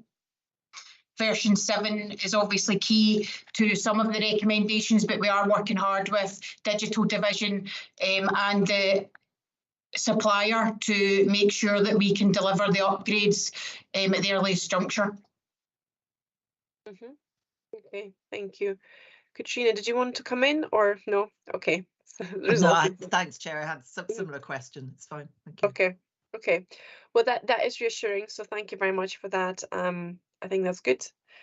No further questions on this, which enables us to move on to agenda item 8, which is the Police Scotland organisational learning piece. So who's taking this one? Chair, I was going to hand over to Chief Inspector Emma Grimmison, who will deliver the update for this one. Thank you. Good morning, Chair. Good morning, committee members. So in terms of organisational learning, page 14 of our report documents some of the notable learning which has come through. Sorry, is there feedback in relation? Yeah, I think it's just gotten better. Is that better? That is better, yeah. Yeah. Okay, apologies. So in terms of the quarterly report, page 14 has some examples of the notable learning coming through some of the complaint handling reviews and PSD investigations, and actually what we're proposing to do with those and some of the kind of ongoing work that we have to implement those learning points. We've also started to include some positive examples which have been highlighted by PERC in terms of where the actions by officers have been positive, just to share that publicly as well. There has been a paper shared in relation to the kind of wider organisational learning. So just in terms of a very quick summary, we're documenting the formal learning processes through 4 actions. So that includes all PERC investigations, which are the Crown-directed investigations, and also those deaths and serious injury referrals. So they're all captured formally on 4 action at present. From part of our prevention structure through the Preventions and Professionalism Operations Group with key stakeholders across all of PSD and training and local policing. We're starting to capture those learning points that are coming through the upheld complaints that we're seeing. So there is an example provided within the report that's there, and we're just looking to formalise those structures in terms of how we capture that more informal learning, how we disseminate it, and how we sort of track any progress and the impact that it may have then on future upheld complaints in those areas. An example of how we'll disseminate that is through the standard, which obviously was shared as part of this report, and also through the monthly divisional commanders reports which we issue. So if we see some more kind of lower level learning coming through there, then obviously we'll share that with divisional commanders to enhance that messaging out at division. So that's our approach in the meantime. Is there any questions? Thank you very much for that. Are there any questions from my colleagues on this? Fiona, please. So it's good to see. Thank you, Emma, for this, and it's very, very helpful. It's actually not a question, it's a question about terminology. Within your paper, you talk about custodies. And I just wondered the appropriateness of that language. Is that what we call people in custody? A custody? Is that the term that people use? And if so, should it be? I would say it's a person within our care, obviously, in terms of that within a custody suite. But I take on board your point in terms of that terminology. But it is terminology that I hear quite frequently, and every time I ask, I'm told the same thing, that actually it's not. This is So that's helpful. Thank you for your response, Emma. And maybe it's more to DCC spheres to take it across the organisation in terms of respectful language. I mean, thanks for that observation. You're 100% right, Fiona. I will pick that up and ensure that even in the criminal justice space that we adjust our language. You're absolutely right. It's easy to fall into, and sometimes it's helpful to be able to reflect. So thank you for that. Thank you. Mm-hmm. Thank you.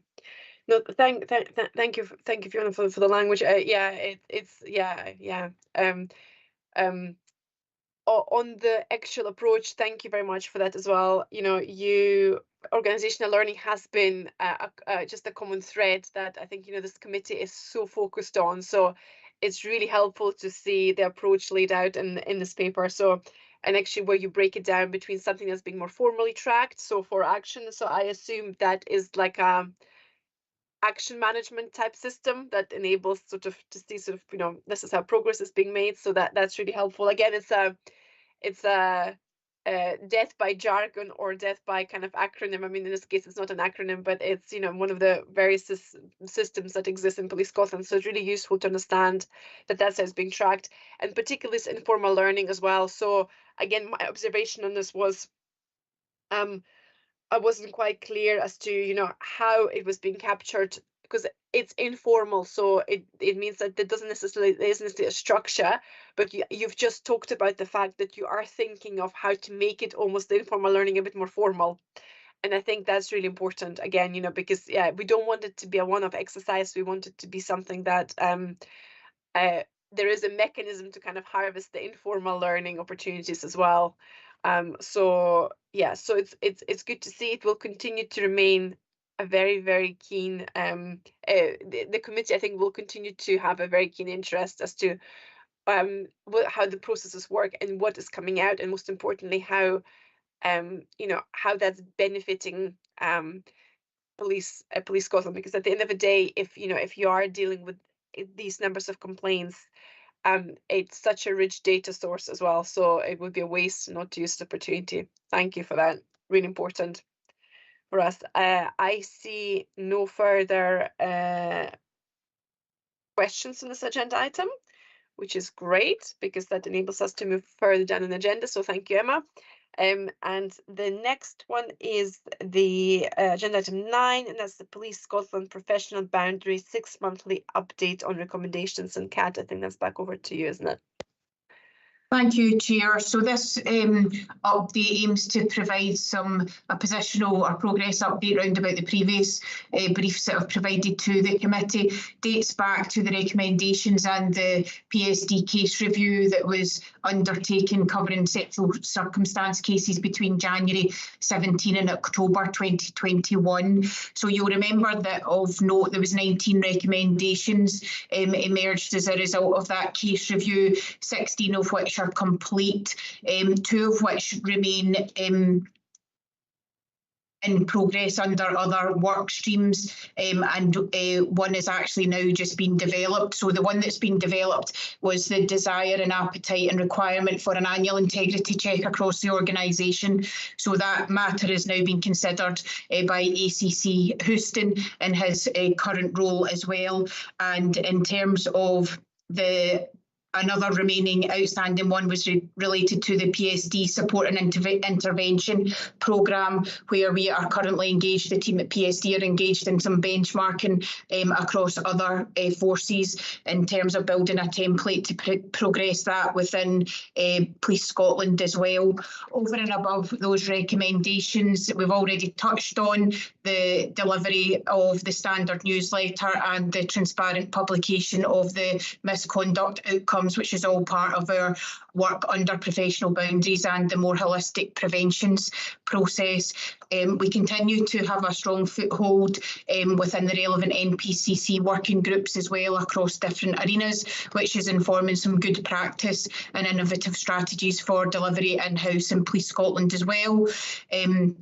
As I've already said, we continue to remain active members of the relevant strategic boards within Police Scotland across sex equality, tackling misogyny, violence against women and girls, and policing together. We are coming towards the end of the PSD Preventions campaign, which addressed the 10 standards of professional behaviour. We've just concluded an input round about police staff code of conduct, and we're about to launch some preventative messaging round about challenging and reporting improper conduct, which will bring the calendar of activity to a close, given that's been a year of content now addressing each one of the standards of professional behaviour individually.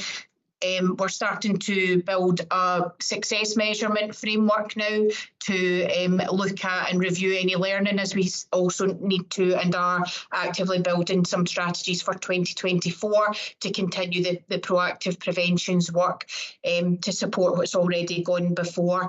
We've also started to look at the addressing or engaging proactively with third sector to educate and raise awareness of signs and symptoms of sexual misconduct, and also to increase awareness and readiness to report into the organisation of any concerns at an early juncture. So that's all positive work that's underway to continue the theme and the activity that's gone over the last 12 months and beyond. Chair, happy to take any further any questions you may have. Thank you very much, Kat. I see Fiona, Katrina would like to come in first, and then Fiona. Thank you. Yes, thank you very much. This is really interesting. I think you touched on the question. One of the questions I had, you already said you're introducing success measurements. So, because I was wondering how you're going to evaluate the impact of these work streams. I think I'm wondering if I've missed something, but I mean, I think it'd be really good to have something that actually summarises what you've just told us in a kind of document where it all comes together, where you actually kind of spell out, you completed 16 of the recommendations from the case review, and there's 2 currently in progress as longer term projects. I would quite like to see a little bit more detail around those, if that's possible, in a kind of summary document, pulling everything together. I hope that's okay, Chair, but I think that would be really, really helpful. And I guess I'm also thinking about timeframes for the 2 that are currently still in progress, and you may have mentioned that in your verbal report there, and I've possibly missed it. But that would be good to know as well. And certainly, yes, next steps. So something that just pulls together all this, where we can actually kind of see it all together. That would be great. Thank you. Thank you, Katrina, and I can see Kat nodding. I have to say I was thinking something along very similar lines, just trying to rack my brain if I'd seen the plan in this kind of totality or not, and I honestly I have to admit I don't think I have. So what Katrina's just described, even just that high level, because the narrative, Kat, was really, really helpful. So yeah, Fiona, please. I think just building on from what Katrina's talked about, and I'm wondering, Kat, about the public-facing piece of this. So it's very powerful for the public to know from a transparency point of view the standards that are expected. I think the gross misconduct, the outcomes of the cases, I think the steps that you're taking to improve professional standards of our staff within the police service, I think, have to be commended. So I'm wondering if an easy to read or easier document, and it may well be that it's already there and I've missed it, Kat, and apologies if I have. But I think from a transparency and public assurance point of view, it would be good to have that summarised. So yes, I think, Katrina, for us for scrutiny, but also to just be aware, and that then, if the public know that that's going on and they're aware of something that's not quite right, they may then be more open to come forwards and raise concerns, because they know that you're receptive to it and they've seen the information. But well done to everyone for doing that.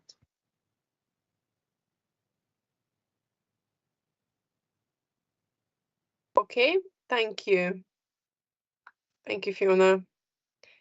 And I again, nodding and agreement, I think, from side of Police Scotland. So so thank you for that. I see no further questions or comments, which is good. So thank you very much for that. This enables us to move on to the next agenda item, bit of a change of tack. So that's the HMSCS assurance review of vetting. And I believe Maggie, is that yourself who will be talking to us? So Craig, perfect, Craig, that's excellent. Thank you. Over to you. Thank you, Chair. I think we'll do a bit of a double act. Maggie's got the detail, and hopefully I'll do some of the high level stuff.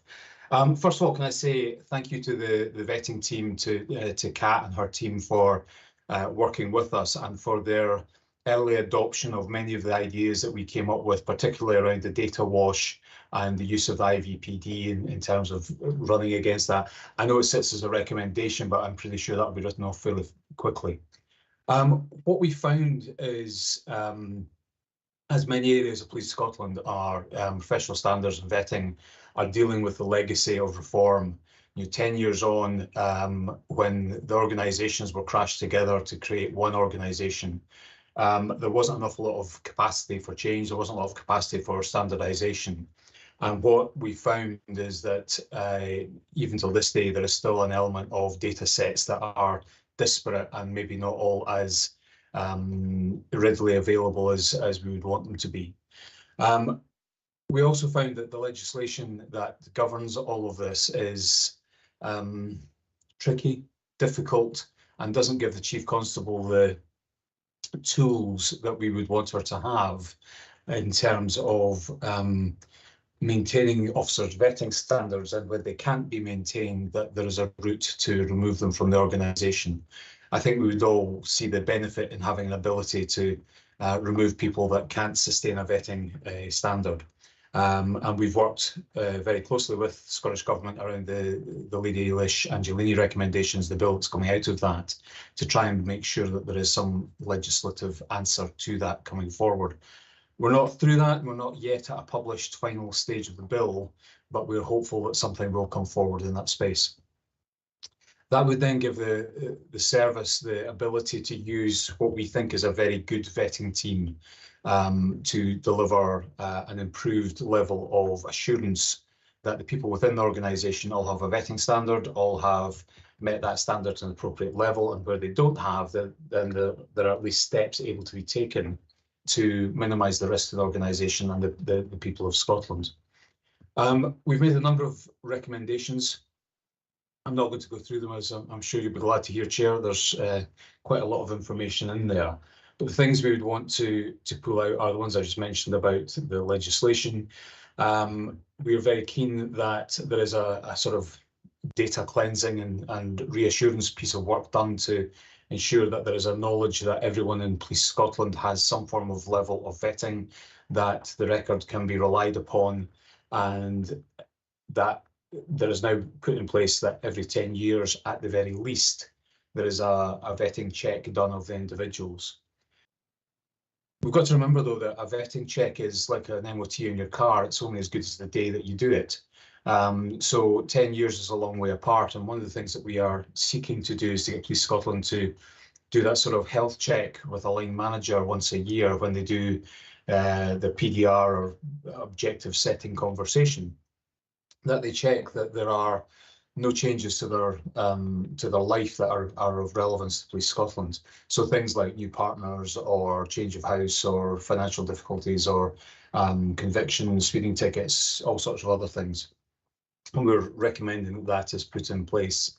We're also keen that there is a more robust structure around those who get a conditional vetting clearance.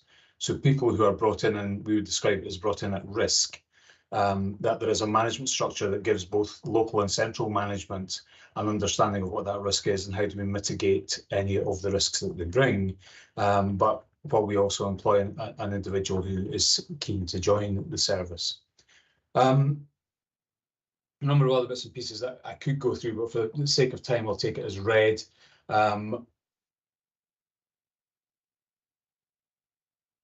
That was really all I wanted to cover. But maybe just to stress, Chair, that the team that are in place just now, we think are exceptionally well led. They are well trained. They have worked incredibly hard and do so on a daily basis to make sure that the service is at its best possible position. That has been an evolving position since the creation of Police Scotland, and they've had a lot to deal with in terms of the back record and the 8 legacy forces and how they did or didn't adhere to what was Home Office memoranda at the time, and more recently the guidance manual that Police Scotland have. That's all I wanted to cover. Thank Kat and her team. Maggie, was there anything you wanted to pick up on what I've missed? Oh, we can't hear you. Can you hear me now? Yes. Yes.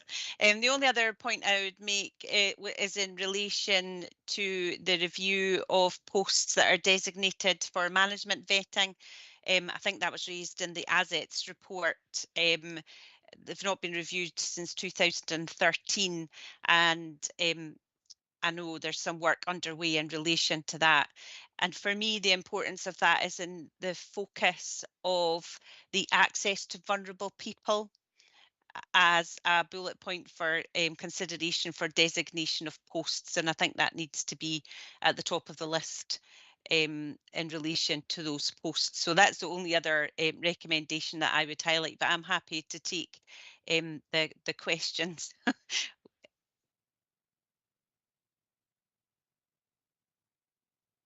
I'm on mute. Thank you so much. Thank you, Craig and Maggie, for introducing this paper, this report. Again, you know, obviously we have touched on it. We've talked about it previously already, and this is such an important piece to come to this committee. Really, really important. I would like before I bring members in, I was gonna actually pass it over to Police Scotland and just get some initial perspectives again, because you've just, you know, I would really like to express my gratitude to Craig and his team for actually, you know, being balanced and providing that really positive feedback on, you know, the current team, because I think that is really important. It is important for us to understand as a committee around, and it's also important for public to understand as well, just, you know, what is happening currently. So the fact that it is this retrospective kind of situation that you know, that you're reporting on quite rightly. So it's, you know, that kind of needs to be recognized, and I think that's come through quite clearly. But yeah, before, as I said, before I bring committee members in, maybe Alan or Kat, if you'd like to say anything at this stage. Yeah, thanks, Chair. So firstly, Craig and I have spoken about the inspection, and from our perspective, obviously we welcome the findings. As you know, some time ago we did quite a bit to try and enhance and build our vetting function to make it stronger. So I think the timing of the inspection for us is really helpful, and it allows us to really focus on a range of recommendations which they've made. We welcome those recommendations. We're just working through ownership, delivery timescales, and as you know, we'll report that in the coming weeks and months to the Audit and Risk Committee. There were some elements that, you know, I spoke previously in the media that I'm pretty confident, we are very confident that everybody across the organisation has been vetted. Unfortunately, some of those vetting records were held in different ways in legacy forces. So that too was picked up by the inspection. So we're working through them, but I think this will go some way again further enhancing the position and the place that we want to be in relation to vetting. So, you know, it's a positive for us in terms of there's other things that we can do, and we will prioritise them in the coming weeks. So, very supportive of the inspection and the recommendations. Sorry, IT struggles. Yeah, no, thank you so much. Thank you so much for that. I have got Katrina who would like to come in, and then Fiona. Thank you, Chair. Yeah, really interesting. And obviously really, really important. We've talked about issues around vetting a lot on this committee. So a couple of questions. Three, actually, I think. So one was around the issue of the sort of annual health check that you mentioned, and of course we've discussed this quite a lot. That, you know, recruitment vetting, for example, is only one stage of the process, and people's lives do change, and forces do come into play that impact on people's risk factors, if you like. But I've got a slight concern around how that conversation will be modelled, if you like, with the individuals, because some people might feel that's quite intrusive, that they have to discuss things like they've got a new partner. And it is important, but I'm just wondering in terms of how people are likely to receive that, and how it's going to be delivered in a way that is actually you know, is greeted with, so, you know, a positive response. I've got another question around resourcing of all this work, which presumably will be an issue, or might be an issue. Sorry, just, you know, and I know that's not your job, you know, HMICS. I understand that, but it will probably come into it in terms of you know, extra work. And I just wanted to ask if you've got an example that you can give us of where you might be recruiting people who you kind of see as having a risk attached, but you still want to support their engagement, you know, their employment within Police Scotland. Sorry, that's three things at once. I'm happy to respond, Craig, to so in relation to your last question, I'll take that first, if I may. So normally these are in relation to third-party risks. So it's not the person themselves who poses has the potential to maybe themselves be at risk from corruption. It's not that always that they pose a risk. And I'll give you an example. Anonymised. So an officer who has been in kinship care with a grandmother, but whose parents were problematic drug users. And so it's not fair or correct that the sins of her father and mother are visited upon that officer. And so the conditional vetting stated that, yes, could be granted vetting on the condition that they don't work in the area where her or his parents reside. So that would be a conditional posting, and a really appropriate position in relation to conditional vetting. And there was many cases like that where the absolute granting of the vetting was appropriate, but there needed to be some conditions on it. Our concern was in that ongoing management of that, where we found that actually the person who perhaps could cause the risk had passed away, but the conditional vetting was still on. So it was just that ongoing management. In relation to the annual integrity check, I mean, our consideration was that it's very much part of a whole welfare and well-being conversation, but it's obviously for Police Scotland to decide how they would present that. But for us, it's very much a well-being and welfare, as well as maintaining accurate information to ensure that vetting is still appropriate. Sorry, I've forgotten your first question. Forgive me. No, that was my first question. I Right, think the okay. second one was around the resourcing, sorry, yeah, which is for Police Scotland yeah. to respond to. Chair, maybe I could come in a wee bit about the first question as well. I think Maggie's covered it, but there's an expectation on all staff when they join that they disclose who they are in a relationship with, who they live with, etc., etc. So we're not doing anything beyond what you would expect when you join the organisation. So it's that sort of continuity of level of intrusiveness that is necessary to keep people of Scotland safe in reality. Yeah, no, thank you very much for that.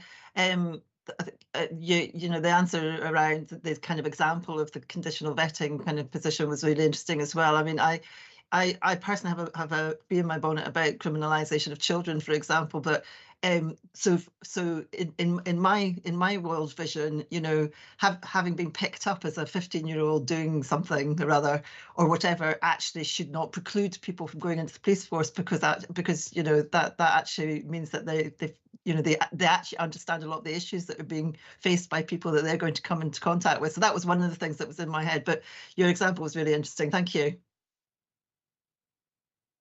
Okay, thank you for that. Thank you for the question, Katrina. Understand that. Fiona, please. So I have 3 questions. The vetting once every 10 years, is that an absolute standard? And therefore the random vetting would be enhancing that. You are expecting everyone to be vetted once every 10 years. For those who have no records, and apologies, I may well have missed this, are you expecting, so they have been vetted, but are you expecting them to be re-vetted so that there's records? And then the third one is about societal norms and shift in society. And I think, Maggie, you've just given an example of I think it was, sorry, Maggie, of, you know, when there would be conditional vetting. But actually from an EDI point of view, and also as there is a shift in society, has the vetting changed, or has it been reviewed to determine whether or not it's still fit for purpose, given we know we've got quite a high number of recruits that get through the process and then they fail their vetting? Well, Fiona, I'll try and pick that up. I'll try and answer that last one first, because it's probably the most controversial one. Vetting has moved. I was in charge of vetting in Lothian Borders Police in 2008, and it has moved considerably since then, particularly with the ability to take foreign national-born individuals into policing. There is still a difficulty with it. There is still a need for records checks in the home territory, and thereafter how that is then assessed. But we are far better as a service at considering what that looks like, what that feels like, and understanding, and as Maggie's just said, you know, making sure that we are not punishing children for the issues that their parents have left behind them. To pick up on Katrina's point as well, there's an awful lot of work done in the age of criminal responsibility in Scotland that will take an awful lot of these issues that you've talked about, Katrina, out of the vetting area in the future. But we're not entirely through all of that, and there's lots of sort of legislative policy changes coming that will bring things like the Bairns-Hoos initiative into Scotland, which will bring children in conflict with the law into that space, and how that then impacts on vetting, I think, will be an evolving position. To sort of jump out the questions then, that sort of impacts on the standards that are set across vetting in the UK. And one of the things that Police Scotland is very good at is being interoperable with colleagues in England and Wales and Northern Ireland, so that we can see them deploying in, you know, the Olympic Games and other events like that, where our standards are seen as being compatible. This is one of the areas where Police Scotland is not and has not been compatible with the NPCC standards and what's called the Accepted Professional Practice, APP. There's not an awful lot of difference, though, to be honest. And the one piece of difference is the fact that there is a 10-year vetting requirement. I think part of that is because there has been no ability to do anything with an officer who fails their vetting other than to manage them a bit more rigorously than what we currently see. Hopefully this route towards a change in the legislation will give the 10-year limit a bit more teeth. But we see the 10 years as the absolute base minimum standard, and that will give similarity across the whole of the United Kingdom, along with that annual health check, which is the thing for me, which is probably the most important bit. Do we think we need to re-vet everyone in Scotland doesn't have a record? I think Alan's probably right on this, that there is probably vetting being done on these individuals. It's trying to capture the information of what was held at the time and make sure it's on the core vet system and is recoverable whenever that needs to be. I think it's going to be a question, and Alan's proportionality on dealing with this is going to be really interesting. So I'm sorry to land that problem on your lap, Alan. Apologies for that. But I think it's really important that we understand what we are dealing with for people who maybe have been in 15, 16 years, who've got another 20 years to go. And it may be a bit of time before we get the 10-year refresh for them. So there is a challenge there. And I think it's a legitimate challenge that we need to know who we've got and be able to sort of say every year or so, what is the change in circumstances that they're facing. Hopefully that's answered your question, Fiona. Yes, perfect. Thank you very much.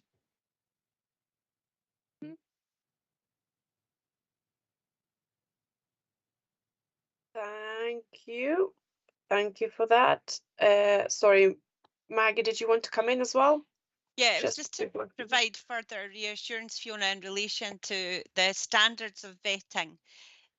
I certainly found, and you've reviewed nearly 700 vetting cases, the consideration that is given to each and every case by the current vetting team is absolutely measured and takes in to consideration some of, I think, the concerns that you're articulating and that Catriona was articulating before in relation to children.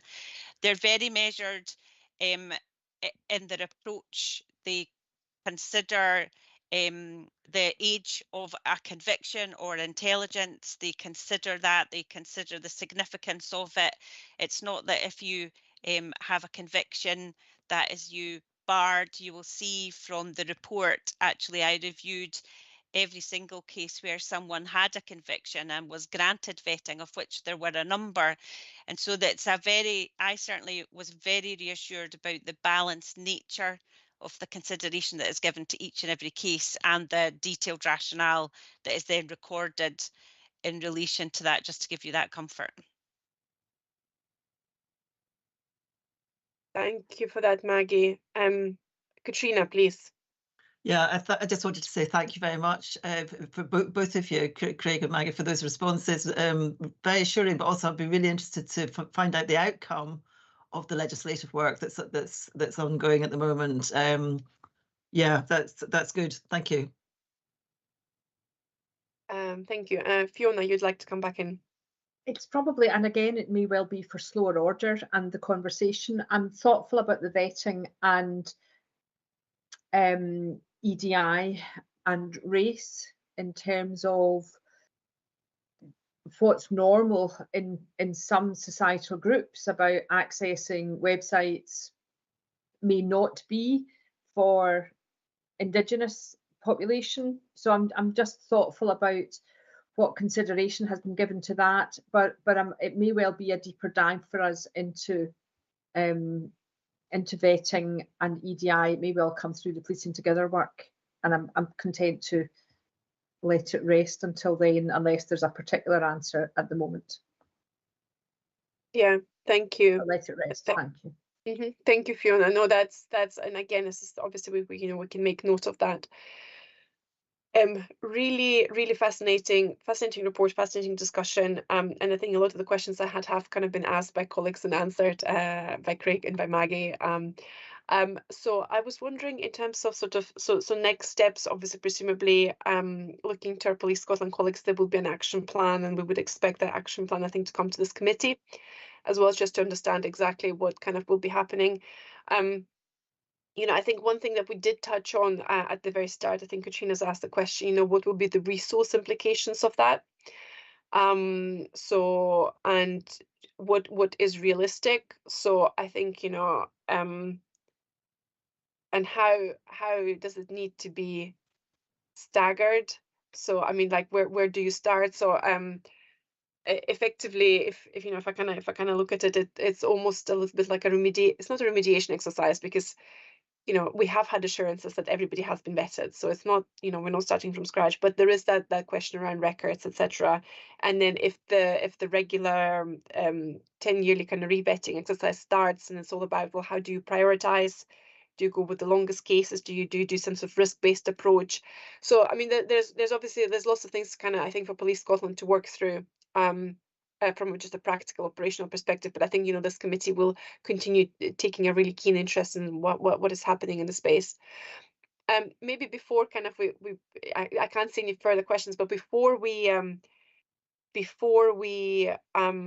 to a close, you know, the one question that is going through my mind is, you know, so we have obviously linked, you know, we've linked it to really high profile cases, unfortunately, that happened down south to this review. And, you know, and the position that's being put forward is that, you know, vetting is a critical part. It needs to be something that is kind of more up to date in life. I mean, so what, you know, what I always wonder, because, you know, I know if I am asking myself the question, then, you know, other people will be asking themselves the question, is would vetting potentially have identified Wayne Couzens or, you know, Carrick as potential perpetrators? So how is it the silver bullet that we're looking for, or what are its limitations, you know? And again, because I think I certainly know that I've learned a lot about vetting being member of this committee. I think, again, for the public here vetting, and then it's that range of like how, you know, what exactly is being looked at, you know, particularly if we are considering the historic data wash now, you know, where again we haven't necessarily talked about the outcomes specifically just yet, because of some of the kind of the national kind of timelines for the presentation of this work, but it will become public when we can talk about this. So, you know, we talk about different things, and I'm just really keen to kind of, you know, to, whilst we have Craig here and whilst we have Maggie here, is just to give a sense of measure of what is the level of comfort that can be provided, what are the limitations, what can it do, what can't it do, you know, because we've had those conversations internally in this committee before, but it'd be really good to get your perspective, Craig. Thank you. Can I caveat everything I'm about to say with there is no silver bullet to this. You cannot be assured that every day of the week, every week of the year, that there's not someone going to do some bad thing who is a member of the police service. What I would say, though, and certainly the Carrick situation, if there was a 10-year vetting in place, and if there was the annual discussions on who you're with, where you're staying, what you're doing, there would have been some flags that would have been raised with Carrick. And all I'm taking that from is from the media reporting of his trial, and from conversations with colleagues at HMIC FRS. So I would think that there would have been flags raised, that those flags raised would come into the vetting unit, that the ACU would be then having a look at him. Whether that would be enough to uncover the totality of his behaviour, I'm not sure, but certainly the flags would have been raised. When you start building in the responsibility to supervisors to start thinking about who's on your team, you know, I think all the police officers and ex-police officers in the room would know that people they've served with over their career were known by some fairly horrendous names because of their proclivities to do things that were always a bit unpleasant and you were not very comfortable with. Good supervisors challenge that, good supervisors raise that and start asking questions, and ACUs then should be advised of it. But officers need to know that that's bystander duty to report these things is incredibly important. In terms of Couzens, I am pretty sure that Police Scotland would never have taken him on the back of the vetting requirements that showed him as a suspect in criminal activity that my understanding were on the PND prior to him going to the Met from, was it Kent or Essex? Can't remember which force it was. So my understanding of his journey from Civil Nuclear Constabulary to Shire Force to the Met, there were opportunities missed to pick up on his behaviour. I think Police Scotland's vetting team, as certainly as it's currently configured, would have picked that up, would have seen it on PND, would have challenged it, and would not have given him a vetting approval. So while saying that there is no silver bullet, I think there is a lot of, and we see this very much like the Swiss cheese argument, sliced Swiss cheese with lots of holes in it. You don't want all the holes to line up. You want them to be. So it's about having as many different protections across the organisation. Part of that is interview. So Police Scotland still do face-to-face interviews, and I think that's really important. Most of the forces down south don't do that. Police Scotland still do face-to-face meetings when they do fitness tests and when they do assessment centre work, and I think that's incredibly important. So you're seeing the candidate from a very early point, and then you have the vetting, and you have that vetting, and then you have the annual health check. These things all add up to blocking off the holes in the Swiss cheese to make sure that the creepy crawlies can't run through. And that's the important thing for me, that it's not about one thing on one day. It's about a vast array of different aspects and giving people the opportunity to influence that as they go through their career. Thank you. That's incredibly helpful. Incredibly helpful. And again, I think it links very much, what you were saying there, links into some of the prevention activity that Kat and I have spoken about earlier around, it's exactly, as you say, it's making sure that people understand, pick up red flags, act on them. So it's what your colleagues know about you, because my own thinking is as well, it's very much that if people have nicknames, then that's, that's not going to show up on the report, but people will know about that. So so thank you. I think this is incredibly helpful. As I say, really appreciated the opportunity to have you here with us for the session to talk about this. So yeah, thank you so much for that. Thank you. I see no further questions at this stage, so which means we can close this agenda item, which means we really only have just the annual work plan, the committee work plan, and I was only going to be covering that by exception if there is any questions at this stage.